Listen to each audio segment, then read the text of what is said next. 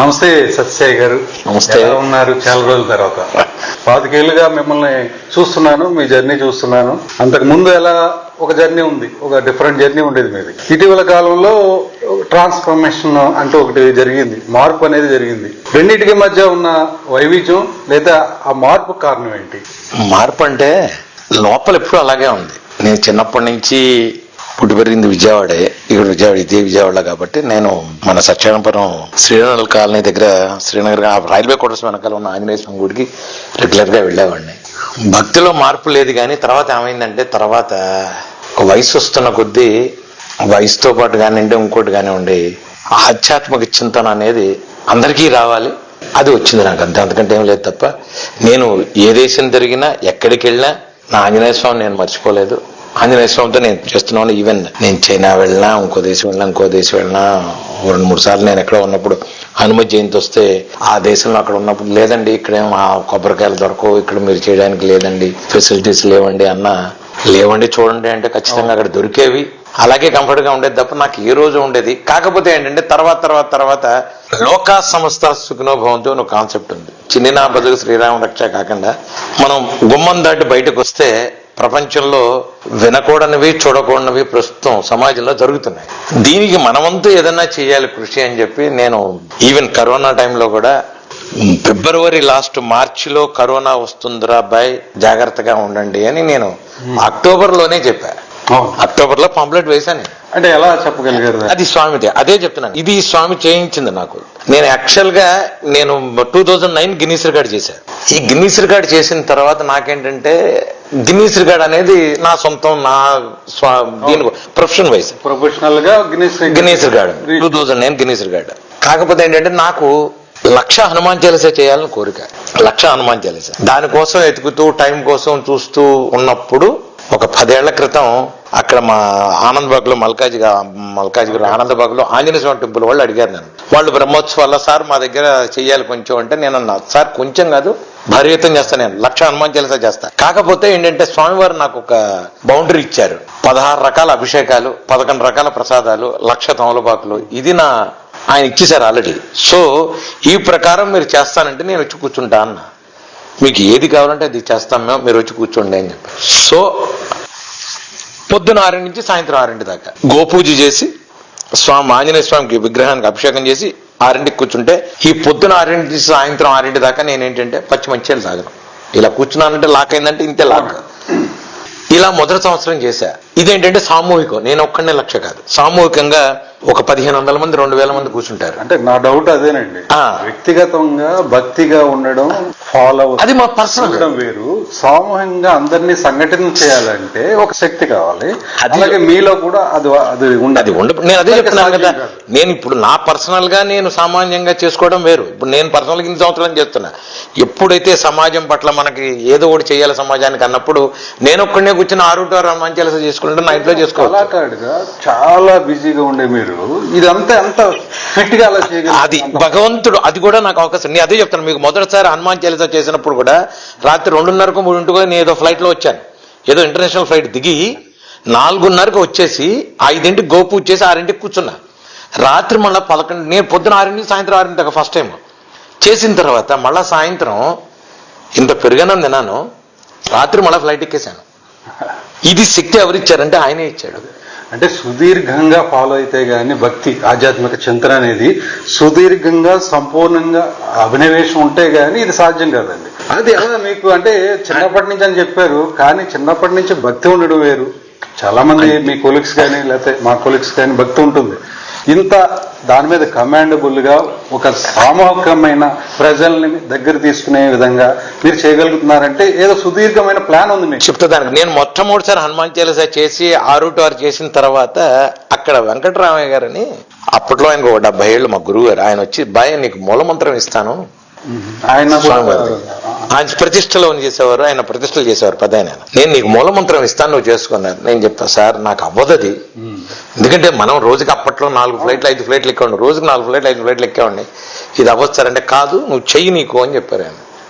నువ్వు తీసుకో, నువ్వు చేసుకో అన్నారు. ఎప్పుడైతే నేను ఒక 40 రోజులు దాన్ని అనుష్ఠానం చేశానో ఆటోమేటిక్గా స్వామి నా చుట్టూ తిరిగేయడం, కాళ్ళకి అడ్డం పడటం, ఒక అడ్డంగా ఒకటి వచ్చేస్తుంది నాకు. ఓకే. ఎక్కడికి వెళ్ళిన ఇట్లా కూర్చోబెట్టేస్తున్నాను. జపం చేసుకో కూర్చో, జపం చేసుకో కూర్చో. దానికంటే ప్రాక్టికల్గా ఏదైనా మీ దగ్గర ఏమి ఉండదు, ప్రాక్టికల్ ఎగ్జామ్ లేదు. ఒళ్ళంతా కట్టుబట్టేసి చెయ్యేసి స్వామి అలా చెయ్యేస్తే ఏడుపు తప్పే ఉండదు మనకి. త్యాగరాజస్వామి చెప్తాడు, రామభక్తి సామ్రాజ్యం ఎలా ఉంటుందిరా అంటే ఇలాగని తెలుపలేను, చాలా స్వానుభవమే అంటాడు. పదార్థం ఇది స్వానుభవం. మనం ఎవరికి వాడు అనుభవిస్తారు తప్ప. ఇప్పుడు మీరు మైసూర్ పాకం తిన్నారు, ఏమండి ఎలా ఉంది, తీగా ఉంది. తీపి అంటే ఏమిటి అని అడిగాం మనం ఎక్స్ప్లెయిన్ చేయలేం. మనం తింటేనే తెలుస్తుంది. ఆ మైసూర్ పాకం మళ్ళా మన ముక్కల లోపల వేసుకుంటేనే అది అనుభవం తెలుస్తుంది. లేదు కారంగా ఉంది, కారం ఎలా ఉంది అనుభవిస్తే తెలుస్తుంది. పచ్చిమిరపకాయ కొరికితే కారం ఎలా ఉంది. ఇది నాకు జరిగిన అనుభవం. ఆ దెబ్బతో ఇంకా నేను గురుగారికి వెళ్ళి, గురుగారు ఏంటిది నా పరిస్థితి లేదంటే, అప్పుడు ఆయన రామం వచ్చారు. రాముణ్ణి చేసుకో, నువ్వు రామమంత్రం ఆంజనేయుడు చేస్తే నీకు బాగుంటుంది అన్నారు. ఈ రాముడు ఆంజనేయ స్వామి చేసిన తర్వాత ఏమిటంటే నాకు జీవితం ఇచ్చుకుపోయింది. ఇదంతా వేస్ట్. ఇది ఇన్ని దేశాలు తిరిగాం, ఇన్ని చేశాం. 5 పీఠాలకు ఆస్థాన విద్వాంసుడిని, శృంగేరి, కంచి, మైసూరు, దత్తపట్నం, 172 దేశాలు తిరిగాను.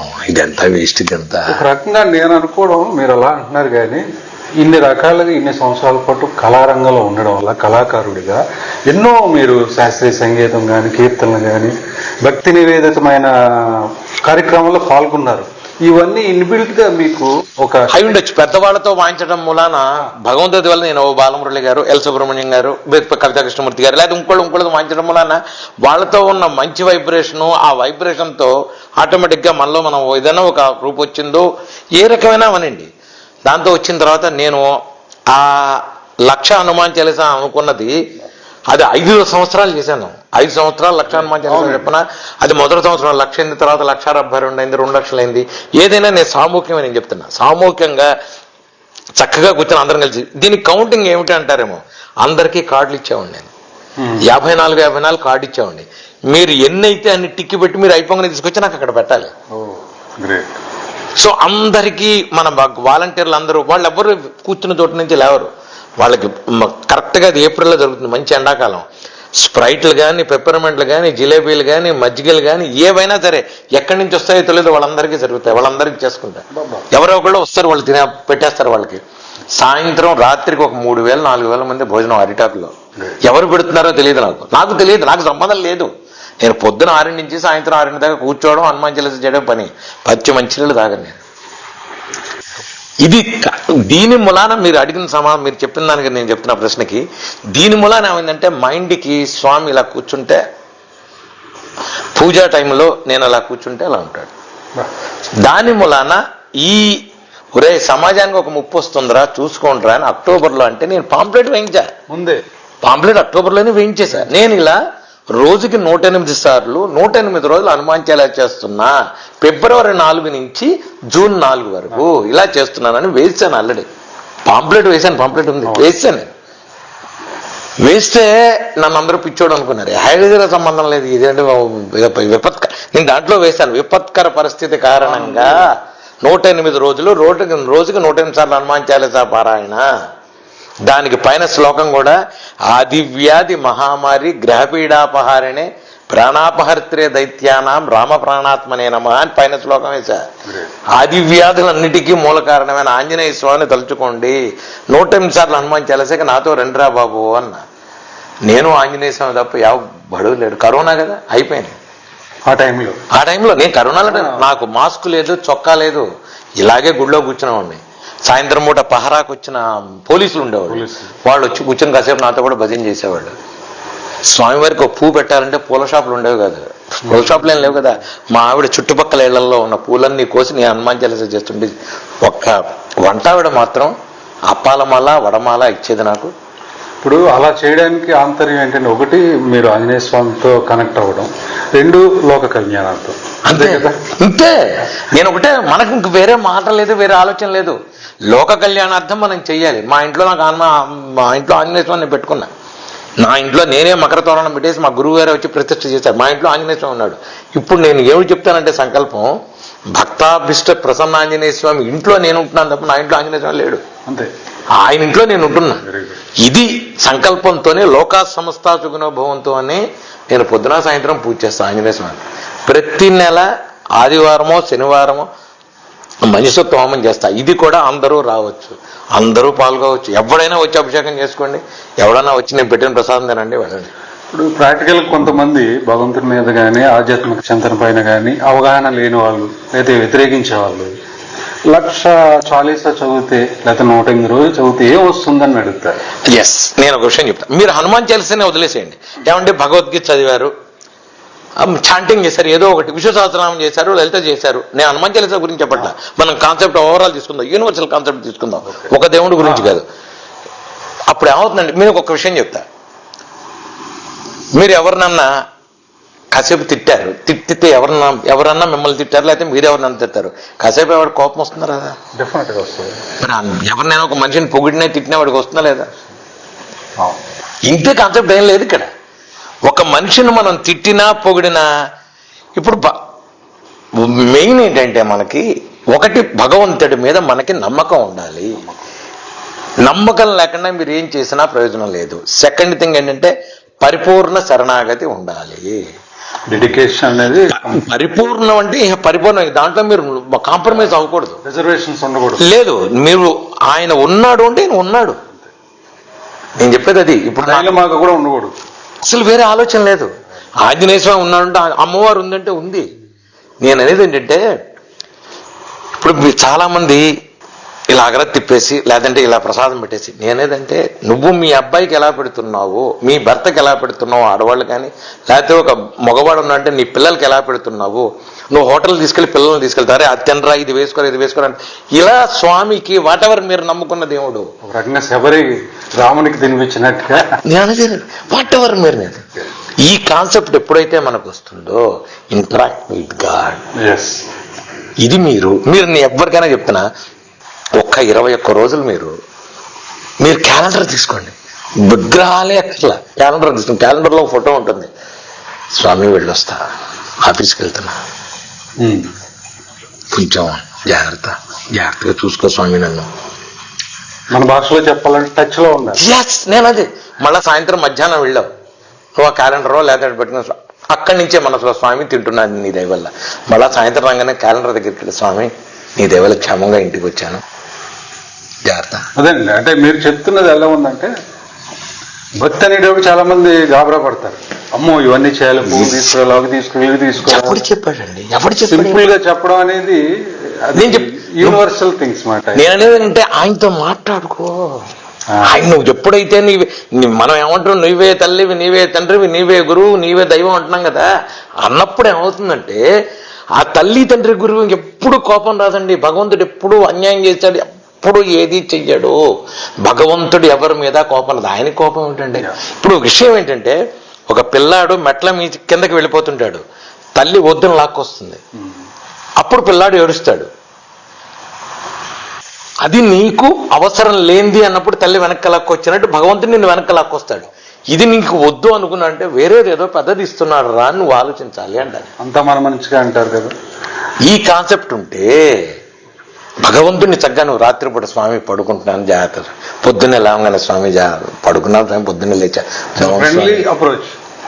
ఇది ఉంటే ఏనాడైనా ఆటోమేటిక్గా నేను ఎవ్వరికైనా చెప్తున్నాను, 21 రోజుల్లో భగవంతుడు మీతో మాట్లాడకపోతే నన్ను అడగండి, నాది బాధ్యత.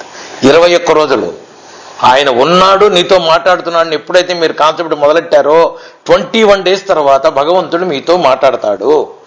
ఎస్, సిగ్నల్ ఇవ్వకపోతే నన్ను అడగండి. పరిపూర్ణ శరణాగతి 21 రోజులు కనెక్టివిటీ అంటారు. ఇందులో ఈ దేవుడు ఆ దేవుడు అనే కూడా, నేను దేవుడి గురించి మాట్లాడలేదు. మీరు దీపం పెట్టండి, ఒక దీపం, పోనీ నాస్తికులు ఎవరన్నా ఉన్నారు ఏమన్నారు, ఏమి లేదు, దీపం ముట్టుకుంటే కాలుతుందిగా, ఆ దీపాన్ని పట్టుకోండి, అది నిజం, అది సత్యం కదా. నీకు భగవంతుడు లేడు, వదిలేసే, దీపం ఉందిగా, దీపాన్ని ముట్టుకో, కాలుతుందిగా, ఆ దీపంతో వెళ్ళొస్తానని మాట్లాడు. సూర్య భగవానుడే, సాక్షాత్ సూర్యం, దీప, దీంతో మాట్లాడు. నువ్వు ఇంటరాక్షన్ విత్ గాడ్ పెట్టుకుంటే ఏమవుతుందంటే ఆటోమేటిక్గా వైబ్రేషన్స్, మంచి వైబ్రేషన్స్ స్ప్రెడ్ అవుతాయి. నేను ఇప్పుడు ఇన్ని దేశాలను అర్ధరాత్రి లేదు ఏమంటే, అర్ధరాత్రి అగరత్తి వెలిగించచ్చా? ఎందుకు వెలిగించకూడదు? అమెరికా వాడికి అర్ధరాత్రి కాదు, అవును. అమెరికా వాడికి అర్ధరాత్రిగా మరి వాడు వెలిగిస్తున్నాడు కానీ నీకు అక్కడ. కాబట్టి నిన్ను అలా అని ఇంట్లో ఉన్నవాడు అర్ధరాత్రి లేచి వెలిగించమని నేను చెప్పట్లా. నీ అవసరానికి బయటకు వెళ్తున్నావు అర్ధరాత్రి నీ జర్నీ. నాకే ఎవరో కదా, నేను అర్ధరాత్రి వెళ్ళామండి, నేను జర్నీ ఫ్లైట్లన్నీ మీద అర్ధరాత్రి కానీ ఒక అర్ధరాత్రి వెలిగించి స్వామి వెళ్తున్నా, వచ్చాక మన అర్ధరాత్రే వస్తా, వెంటనే స్నానం చేసేసి నేను సూట్ కేసాలు పడేసి స్వామి వచ్చాను థ్యాంక్ యూ, అప్పుడు నువ్వు కావాల్సింది తిని పడుకో అయిపోయి. చాలా మందికి దైవ చింతన ఉంటుందండి, టెంపుల్స్కి వెళ్ళాలని ఉంటుంది, నమస్కరించాలి, మొక్కులు తీర్చుకో, ఇవన్నీ ఉంటాయి కానీ కుదరక వెళ్ళలేదు. అలాంటి వారికి మీరు చెప్పేది కరెక్ట్గా యాప్ట్ అవుతుంది. నేను ఏదంటే ఈజీ టు గో, మనిషిని చక్కగా ఫ్రెండ్లీ అంటే ఎక్కువ ఫ్రెండ్లీ అంటారు ఉన్న చోటే నేను చెప్తాను నమస్కారం పెట్టు, నీకు ఓపుకుండి. అసలు నేను అనేది అంటే ఇన్ని పళ్ళు పెట్టి నిన్ను చెయ్యాలా అంటే నేను అనేది అంటే నువ్వు చేసేదాన్ని పూజను బట్టి నువ్వు చేసేదాన్ని బట్టి ఉంటుంది తప్ప ప్రతిదానికి కొలమానం అక్కర్లేదు. అసలు భగవంతుడిని నువ్వు నమ్మావు అంటే పరిపూర్ణ శరణాగతితో నువ్వు నమ్మేసే అక్కర్లేదు. నేనేదంటే నువ్వు ఇన్నే చేయాలండి. ఏమంటే వినాయకుడికి ఇన్ని ఎవడు చెప్పాడండి? పత్రిక నీకు ఎంత వీలైతే అంత పెట్టు, ఎంత తోస్తే అంత పెట్టు, భక్తితో పెట్టు, బెల్లం ముక్క పెట్టు గణపతికి చాలు. ఒక హేతువాద ప్రశ్న అండి. జనరల్ గా భగవంతుడిని చాలా ఆరాధిస్తాం, రకరకాలుగా పూజలు చేస్తాం, కానీ కష్టాలు ఎందుకు వస్తాయి అంటారు? మీకు కర్మ ఉంటుంది, మీ కర్మని భగవంతుడు ఎప్పుడూ తప్పించాడు. మళ్ళా చెప్తున్నాను, నేను ఎవరికైనా చెప్తా, నీ కర్మని భగవంతుడు కూడా చెప్తాడు. కృష్ణుడు భగవద్గీతలో కృష్ణుడు అదే చెప్తాడు మీకు ఎవరికైనా. అంటే అంత భక్తి వైరాగ్యంతో ఉన్నా కానీ కర్మ తప్పదు. రామకృష్ణ పరమహంసకి రాచపుండు రాలా, రాముడిని దేవుణ్ణి అంటాం, ఆయన అరణ్యానికి వెళ్ళా, ఇవన్నీ ఎప్పటికీ అతీతం కాదు. కానీ ఏంటంటే భగవంతుడిని మనం నిత్యం పూజ చేసి నిత్యం చేసుకుంటూ నిత్యం చేయడం వలన అవుతుందంటే, మీరు హాస్పిటల్కి వెళ్ళే యోగం ఉంటుంది, మీకు హాస్పిటల్ యోగం ఉంటుంది. మీరు పూజ చేస్తారుగా, పూజలు చేసి ఉంటారుగా, దాని మూలాన ఏమవుతుందంటే భగవంతుడు మీకు ఎటువంటి కష్టం రానియకుండా వేరే వాళ్ళు ఎవరో హాస్పిటల్లో ఉంటారో లేదంటే మీ వాళ్ళు ఎవరినో చూడటానికో మీరు హాస్పిటల్ యోగాన్ని భగవంతుడు తప్పించడు. కానీ సమయానికి ఆ టైంకి నీకు యోగం ఉంది కాబట్టి హాస్పిటల్కి వెళ్తావు. లేదు పంచర్ షాప్, మీ భాషలో చెప్తా, టైర్ పంచర్ అయిందండి, మీకు అరణ్యంలో ఎక్కడో పంచర్ అవ్వదు, పంచర్ షాప్ ముందే పంచర్ పడుతుంది. మీకు పంచర్ అనేది గ్యారంటీ. భగవంతుడు అది తప్పించలేడు. కాకపోతే భగవంతుని నమ్ముకున్నప్పుడే బ్యాంక్ బ్యాలెన్స్ తీస్తాడు. అరే నీకు ఏదన్నా పూజ చేసావా, ఏమన్నా చూడండి రా వీడికి అంటాడు. సార్ వీడు చేశాడు, ఓకే రైట్. నేను భగవంతుడికి పూజ అంటే నేను ఒకటి చెప్తున్నా, మళ్ళా ఇన్ని రకాల పూజలు చేయాలి. నవవిధ భక్తుల్లో ఎదుటివాడికి మీరు అన్నం పెట్టినా, ఆ టైంకి ఎదుటివాడిని ఎండాకాలంలో మంచినీళ్ళు ఇచ్చినా మజ్జిగ ఇచ్చినా కూడా భగవంతుడికి మనం చేసినట్టే. గంటలు ఇప్పుడు నేను 108 సార్లు 1,00,000 హనుమాన్, ఇది నా పిచ్చ, ఇది నా పిచ్చ, నా దురద. నేనేదంటే కొంతమంది ఉంటారు తెలియదు ఎవరికి, సమస్యలు లేకుండా రాత్రిపూట కొన్ని బ్లాంకెట్లు తీసుకుని వెళ్ళి చలికాలం మన హైదరాబాద్ లో అందరికి పడుకునే వాళ్ళకి బ్లాంకెట్లు ప్రతి చోట, ఇక్కడ కృష్ణ బ్యారేజ్ అంతా ఇది కూడా పుణ్యమే. 24 గంటలు ఏ స్వామి నా దగ్గర అంటేనే భక్తి కాదు. నవవిధ భక్తుల్లో ఈ సేవ పెట్టి, ఇప్పుడు చాలా మంది మనం విజయవాడలో వాటిలో చూస్తుంటాం, భోజనాలు ఫ్రీగా పెట్టేస్తుంటారు. కడుపు నింపితే వాడు ఆహా. మీరు ఒక ఇంటర్వ్యూలో కూడా లక్కీ అలీ గురించి చెప్పారు. నేను ఇది అనేది నేను అదే అంటున్నా, నేను ఇది చేస్తే చాలు, నేను ఇలాగే చేయాలని నేను చెప్పట్లా. నేను నా రూట్ ఇదండి, మీరు ఇటైనా వెళ్ళచ్చు, ఇట్టించే ఫైనల్ గా ఏంటంటే మనం భగవంతుడి దగ్గరికి చేరడమే. డిఫరెంట్ రూట్స్ ఉండొచ్చు, తప్పులేదు, డిఫరెంట్ రూట్స్. సత్యసాయి గారు కూడా, ఒరిజినల్ సత్యసాయి గారు కూడా అదే చెప్పారు. ఇప్పుడు మీరు అదే ఇప్పుడు అనంతపురం పుట్టపర్తి మంచినీళ్ళు తాగుతున్నారంటే వాళ్ళు, ఆయన ఇన్ని వేల మంది హార్ట్ ఆపరేషన్లు అంటే ఆయన ఫ్రీగా చేయండి. ఎంతమందికి ఎన్ని చేస్తున్నారు చెప్పండి. నేను ఎందుకు చెప్తున్నానంటే పరిపూర్ణంగా నమ్మిన తర్వాత మీకు ఓపెన్ అవుతుందండి. మీరు ఎప్పుడైతే భగవంతుని పరిపూర్ణంగా నమ్ముతారో ఆ రోజు మీకు జీవితంలో ఏమిటి అనేది ఓపెన్ అవుతుంది. అప్పటిదాకా వాడు గొప్ప, మనం దెబ్బ, మనం గొప్ప, వాడు వెధవ, వాడి మీద 24 గంటలు ఏదో చెప్పుకోవటం, లేదా వాడి గురించి ఏదో మాట్లాడటం. ఎప్పుడైతే మీరు పరిపూర్ణంగా భగవంతుని నమ్మి ఆంజనేయ స్వామి అక్కడ ఉన్నాడు, కృష్ణుడు అక్కడ ఉన్నాడు అన్నప్పుడు మీకు నోట్లోంచి బ్యాడ్ వైబ్రేషన్ రాదు. అసలు ఇంకో మాట మనిషి వైబ్రేషన్ వేరు ఉంటుంది. తర్వాత ఆ వ్యక్తి మరొకరికి కొంత ఇన్స్పిరేషన్ కూడా ఉంటుంది, ఆయన వల్ల ఏదో ఒక మన పాజిటివ్ వైబ్ తీసుకుంటారు. ఇప్పుడు నేను చెప్తాను అదే అంటున్నాను. ఇప్పుడు మీకు మొన్న నేను ఇప్పుడు 12 గంటలు చేశాను హనుమాన్ చాలీసా. చేసిన తర్వాత నాకు పెచ్చబట్టింది, కాదండి మనం లక్ష చేయాలి, లక్ష చేస్తే ఎలా 24 గంటలు హనుమాన్ చాలీసా చేస్తే ఎలా ఉంటుంది అని ఆలోచన వచ్చింది. డబుల్ చేశారు. ఒరే అసలు చేయొచ్చా అన్నారు. చేసి చూద్దాం, ఎందుకంటే నాకు నమ్మకం భగవంతుడు ఉన్నాడు కదా, నాకు గోల్ ఏంటి ఆయన ఉన్నాడు. అంతే. నేనేం చేశానంటే మంచినీళ్ళు తాగను, అలా కూర్చుంటే కూర్చున్నట్టే. ముక్కోటి ఏకాదశికి డిసెంబర్ 27 అనుకుంటా, డిసెంబర్ 26, 27 లాస్ట్ ఇయర్ 27వ తారీఖు కూర్చున్నా, 28 ఉదయం 11ంటికి లేచా, ఇలాగే కూర్చున్నా, మంచినీళ్ళు తాగలేదు, లేవలేదు, ఏమీ లేదు, ఇలా కూర్చున్నా. 24 గంటలు హనుమాన్ చాలీసా చేశాను. పూజారులు అక్కడ ఏ శ్రవణ గారు ఆంజనేయ స్వామి టెంపుల్లో నేను చేశాను. పూజారులు వాళ్ళు వీళ్ళు అలా కూర్చుని వాళ్ళ ఆశీర్వాదం, అసలు ఎలా కూర్చున్నాడు ఈయన, మంచినీళ్ళు కూడా వెనకాల కూడా ఏం సపోర్ట్ లేదు, అసలు ఏం లేదు, ఇలా టేబుల్ మీద ఇలా కూర్చున్నా. మరి ఇది ఎక్కడి నుంచి వచ్చింది అంటే నేను మళ్ళా చెప్తున్నా, పరిపూర్ణ శరణాగతి. నువ్వు ఉన్నావు, నువ్వు చేస్తావు. అసాధ్య సాధక స్వామిని అసాధ్యం తవ్వకిం వద, రామదూత కృపాసిందో మత్ కార్యం సాధయ ప్రభు అన్న ఆయన దగ్గరికి వెళ్ళి కూర్చున్నా. అసాధ్యాన్ని సుసాధ్యం చేసేవాడు ఆంజనేయ స్వామి. ఆయన మీద భారం వేసి కూర్చున్నారు, ఎక్కడ డౌట్ లేదు. అవుతుంది. నేను చెప్పేది అది. ఎవరికి నేను అనేది అంటే నా జీవితాన్ని మీరు కనుక ఆదర్శంగా తీసుకునో, ఉదాహరణగా తీసుకునో, ఎగ్జాంపుల్గా తీసుకున్నా, అవుతాయా గాడిద గుడ్డ ఇవన్నీ నిజమేనా అనడానికి ఉదాహరణ ఎగ్జాంపుల్ నేనే. రండి నాతో కూర్చోండి, నేను చూపిస్తాను మీకు. మీరు ఒక ఎగ్జాంపుల్ అండి. ఎందుకంటే ఒక రోజులోనే లక్షలు సంపాదించే ఒక ప్రయాణంని ఆపుకుని త్యజించి ఒక భక్తి మార్గంలో, అది కూడా సోకాళ్ళు భక్తి మార్గం కాకుండా ఇన్స్పిరేషన్, సింప్లిసిటీ, ఆ భక్తిలో కూడా ఆధ్యాత్మిక చింతనలో కూడా ఒక సింప్లిసిటీ ఉంది. అది ఈ కామన్ మ్యాన్ కి టచ్ అవుద్దండి. ఇప్పుడు ఆర్భాటంగా యోగం ఇచ్చి లక్షలాది. ఎందుకంటే కారణం ఏంటంటేనండి, నేను చెప్తున్నాను, విజయవాడ నుంచి హైదరాబాద్ వచ్చి డోర్ టు డోర్ పేపర్ వేసి తిన్నానో తినలేదో భగవంతుడికి తెలుసు. కొన్ని రోజులు తినలేదు, ట్రంకు పట్టు పట్టుకుని హైదరాబాద్ వచ్చి సంగీతంలో ఏదో సాధన చేద్దాం, ఏదో పీకేద్దామని వచ్చాం. అప్పుడు కూడా భగవంతుడే అంట నేను. అప్పుడు మేము అనుకునే వాళ్ళు ఉంటే, స్వామి మెడ్రాస్ మ్యూజిక్ అకాడమీలో ఒక కచేరీ ఇవ్వు నాకు. చాప మీద పడుకుని ఆలోచించేది ఆకాశంలో ఇదే కోరిక. ఓ టెలిఫోన్ ఉంటుందా, ఎవరినన్నా మనం కచేరీకి పిలుస్తారా? విజయవాడ నుంచి హైదరాబాద్ వచ్చాం, మనం ఏం చేస్తాం? పైగా నేను కాక ఇంకో ఇద్దరిని మళ్ళీ ఫ్రెండ్స్ని తీసుకుని రెండ్రా నా రూమ్లో ఉండండి అని వాళ్ళని కూర్చోబెట్టి. అప్పుడు కూడా మనకి ఏంటంటే ఎవరో పాపం ఎవడో వచ్చాడు, వాడు రే రానా నా రూమ్లో ఉండరా, ఇప్పుడు పేర్లు వాళ్ళకి చెప్పకూడదు కానీ వాళ్ళు పెద్ద పొజిషన్లో ఉన్నారు, రెండ్రా నా రూమ్లో ఉండండి రా అని వాళ్ళని కూడా ఉంచుకుని, వాళ్ళ అద్దె కూడా మనం కట్టి, లేదంటే వాళ్ళని మనతో షేర్ చేసుకుని ఉన్న 1/2 కేజీ కూరలో 3 తిన్నారు రండి. ఇది చేసి మనం చేసి ఏదో ఆశ, ఏదో చేయాలని ఒక ఆశ, ఏదో చేస్తామని ఒక ఆశ. మరి అలాగే తీసుకెళ్ళాడుగా భగవంతుడు మనల్ని. ఎలాగూ కళా ప్రస్థానం వచ్చింది కనుక మీరు ప్రఖ్యాతమైన అంతర్జాతీయ కళాకారులు మోర్సింగ్ అనే వాయిద్యం, దాని నేపథ్యం ఏంటండి అసలు? చెప్తున్నాను కానీ, నేను మృదంగం కోసం విజయవాడ పుష్కరాల్లో, అప్పటి పుష్కరాల్లో గురువు గారు ఎల్ల వెంకటేశ్వరరావు గారు, మా గురువు గారు, అది ఐ థింక్ 12 ఏళ్ళు 13 కుటుంబ నేపథ్యం అంటే మీకైనా సంగీత కుటుంబ నేపథ్యం ఉందండి? ఏమీ లేదు. నేను విజయవాడ మ్యూజిక్ కాలేజీలో మృదంగం నేర్చుకునేవాడిని. అప్పటికి 4 ఏళ్ళు 5 ఏళ్ళు అయింది. Vijayawada Ghantasala Venkateswara Rao music college. అప్పట్లో శారదా కాలేజ్ ఏరియాలో ఉండేది.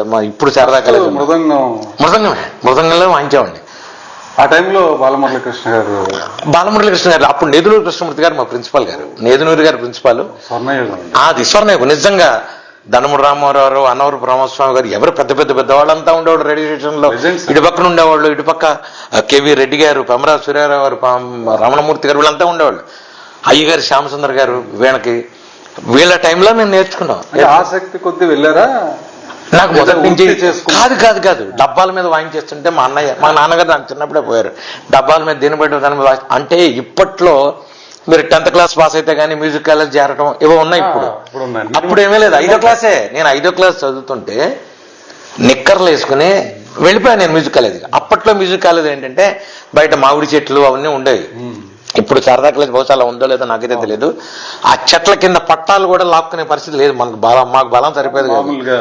ఆ లాగి పట్టాలు లాక్కుని అక్కడ చెట్ల కింద వేసుకుని మేమే అక్కడ ఉన్న మృదంగాన్ని ఒక ఆయాన్ని తీసుకొచ్చి పెట్టమంటే పెట్టేది. నేను చాలా చిన్నపిల్లని, మాకు సంబంధం లేదు. కూర్చొని మృదంగం ప్రాక్టీస్, ఎందుకంటే ఇళ్లలో మృదంగం కొనే పరిస్థితి కాదు నాది. మాకు తిండి గడవడమే గొప్ప. ఎందుకంటే 6 అన్నదమ్ములు మేము, 4 మగపిల్లలు 2 ఆడపిల్లలు. మా నాన్నగారు లేరు. సగం ఇల్లు అద్దెకిచ్చి మేము స్టార్ట్ చేసిన జీవితం అది. విలాసాలకు లేదు. నీకెవడు కొంటాడు ఇప్పుడు మృదంగం? ఇప్పుడు ఆ మృదంగం అప్పట్లో కొనాలంటే మళ్ళీ 200 రూపాయలు అది మృదంగం. ఎవడు కొంటాడు? ఎవడు కొంటాడు నాకు? అందుకని ఏంటంటే ఓ అరగంట ముందే మ్యూజిక్ కాలేజ్కి వెళ్ళి, అప్పట్లో ఏంటంటే 6:30 నుంచి 9 దాకా ఉండేది మ్యూజిక్ కాలేజ్, మళ్ళీ సాయంత్రం 2:30 నుంచి 5:30. ఇది మ్యూజిక్ కాలేజ్ టైమింగ్స్. ఇప్పుడు అంతేనండి. ఇప్పుడు అంతేనా? అది మ్యూజిక్ కాలేజ్ టైమింగ్స్. సో ఏంటంటే నేను 6:30కి వెళ్ళాల్సింది 5కి 5:30కి వెళ్ళిపోయాడు. ముందు వెళ్ళిపోయి ప్రాక్టీస్ చేసుకోవడానికి, ఎందుకంటే మృదంగాలు దొరకవు కదా. తర్వాత మృదంగం ప్రాక్టీస్ చేసుకుని 9కి మ్యూజిక్ కాలేజ్కి వెళ్ళాం. అవునా, స్కూల్కి వెళ్ళిపోండి. ఏకటివి స్కూల్, ఏకటివి స్కూల్ 6, 7, 8, 9, 10 ఏకటివి స్కూల్. డిప్లొమా అయ్యే టైంకి పుష్కరాలు వస్తే, పుష్కరాల్లో మా గురుగారు నవమృదంగం ఆయన చేస్తున్నారు. ఓరి నాయన, ఇదేంటి అసలు ఎలా వాయిస్తున్నారు మృదంగాన్ని, ఈయన దగ్గరికి వెళ్ళిపోవాలి అని. ఏమంటే మీ దగ్గరికి వచ్చి నేర్చుకుంటా అన్న. అక్కడే స్టేజీ మీద ఆయన మృదంగాలు చదువుకుంటే ఆయన చూసి, ఇప్పుడు ఏం చేస్తున్నావురా అన్నారు. 5th ఇయర్లో ఉన్నానండి. 6 years డిప్లొమా కదా. 6వ ఏడు అయ్యాక హైదరాబాద్ రా అన్నారు. 6వ ఏడు అయ్యాక ఇప్పుడు మధ్యలో ఉన్నావు కదా, అయ్యాక రా అన్నారు. ఇంకో సంవత్సరం ఆగాల అన్న. ఈ లోపల నేను 10th ఫెయిల్, యథా ప్రకారం ఫెయిల్. మనం అని 10th ఫెయిల్. నేను 10th ఫెయిల్. 2 సార్లు లేటా, 2 సార్లు, 3 సార్లు, 3 సార్లు పోయింది. చిచ్చి అనవసరంగా సర్దుకుని పోదామని చెప్పి ట్రంకు పెట్టి తీసుకుని హైదరాబాద్ వెళ్ళి డైరెక్ట్ గురుగారి దగ్గర వెళ్తే, ఏంట్రా అన్నారు. నేర్పాలండి నాకు అన్న. నేను ఉన్నది మౌలాలి. మా మావయ్య గారి ఇంట్లో పైన పెంకుల మీద ఇల్లు, ఒక రేకుల ఇంట్లో పైన ఆయన రూమ్ ఇచ్చాడు. 50 రూపాయలకి అద్దెకిచ్చాడు నాకు ఆయన. ఇప్పుడు మా గురుగారు ఉండే సనత్ నగర్. ఇప్పుడు మౌలాలి టు సనత్ నగర్ ఎలా వెళ్తాం మనం? అసలు అదొక ఊరు, అది ఊరు. బస్సులో వెళ్ళాలి. ఎవడిస్తాడు డబ్బులు? ఇప్పుడు రాగానే నన్ను పిలిచి డబ్బులు ఎవడిస్తాడు? So door to door paper వేసేవాడిని. ఆ పాట మీకు వేయాలి, ఏదో ఒకటి చూసుకోవాలి. మీకు ఒక్క విషయం చెప్తున్నా గంగాధర్ గారు, అవసరం మనిషికి ఆలోచన తెప్పిస్తుంది. అవసరం మనిషికి ఆలోచన తెప్పిస్తుంది. ఒకటే సూత్రం. అవునండి. సో అదే అవసరం ఆలోచన చెప్పింది నాకు. పొద్దున పూట పేపర్ మీరు అవసరం ఆలోచన తీసుకొస్తుంది. ఆలోచన అవ్వాలి, ట్రావెల్ అవ్వాలి. ఆలోచన ఆచరణలో పెట్టాలి. కష్టం ఉంటుంది ఎప్పుడైనా సరే. మెచ్యూరిటీగా ఉండడం అది ఖచ్చితంగా. అసలు ఇంక వేరేది లేదు సార్ మనకు మైండ్ లో. అప్పుడు మాకు ఇంకా వేరే ఆలోచన లేదు దాని మీద. సో దాని మూలాన ఏంటంటే పేపర్ వేసాం, డోర్ టు డోర్ పేపర్ వేసి, పేపర్ మీద 125 రూపాయలు వచ్చేది. ఆ 125 రూపాయల్లో 70 రూపాయలు బస్ పాస్, మిగిలింది అంతే. భోజనం అవన్నీ ఏంటంటే సౌత్ ఇండియన్ కల్చరల్ అసోసియేషన్ అని సీకా ఉంది, ఇప్పటికే ఉంది. చక్రపాణి గారిని ఒక ఆయన సెక్రటరీ ఉన్నారు. చక్రపాణి గారు ఉన్నారు. ఆయన తంబూరు వేసేవాడిని. పెద్దవాళ్ళందరికీ తంబూరు వేసేవాడిని. ఈ ఇంటర్వ్యూలో ఆయన గురించి చెప్పాలి నేను. ఆయన ఏం చేశారంటే 40 రూపాయలు ఇచ్చేవాడు తంబూరుకి. 40 రూపాయలు ఇచ్చి కామత్ హోటల్లో భోజనం పెట్టించేవాడు రాత్రిపూట. నెలకోట అది ఒకటి వచ్చేది. తంబూర వెనకాల పెద్ద ఆర్టిస్టులందరికీ తంబూర కూర్చొని శృతి వేయడం మీరు చేసేవాడు నేను. పెద్ద పెద్ద వాళ్ళు బాలమురళి గారికి, శేషగోపాల శంకర, చోకాళ్ళు అంటే నాది. నేను అందరికీ తర్వాత వాయించాను పక్కన పెట్టండి. నేను స్టార్టింగ్ స్టేజ్ చెప్తున్నాను మీకు. నేను నిజంగా గొప్ప అవకాశం అండి అది. నాలుగు తీసుకోమంటే తీసుకోరు. వినేవాడిని నేను. అక్కడ కూర్చొని సంగీతం వినేవాడిని. జయసుదాస్ గారికి వీళ్ళందరికీ తంబూరు వేస్తూ సంగీతం వినేవాడిని నేను. డిఫరెంట్ మృదంగాలు, డిఫరెంట్ వైలన్లు, డిఫరెంట్ సంగీతం. ఏంటంటే ఓవరాల్ గా మన సంగీతంలోనే ఊరాలి. అలా ఊరి 40 రూపాయల నుంచి 150 రూపాయల దాకా మంత్లీ. ఫెస్టివల్ వస్తుంది 5 రోజులు 6 రోజులు. ఫెస్టివల్లో 5 రోజులకి 5 4 200 300 వచ్చింది. ఇది కాక ఏంటంటే యువ్వాణ్లో మృదంగం, ఘటం, కంజీర ఇవన్నీ పెట్టి డబ్బులు కావాలి కదా. 40 రూపాయలు లేదు. రేడియో స్టేషన్లో ఎవరో ఫ్యాక్స్ ఉంటే మా అమ్మాయి ఈ తర్వాత నన్ను ఇచ్చాను కదా మృదంగం ఇచ్చాను కదా గట్ట ఇవ్వండి మేడం. ఇదిగంటే అవసరం.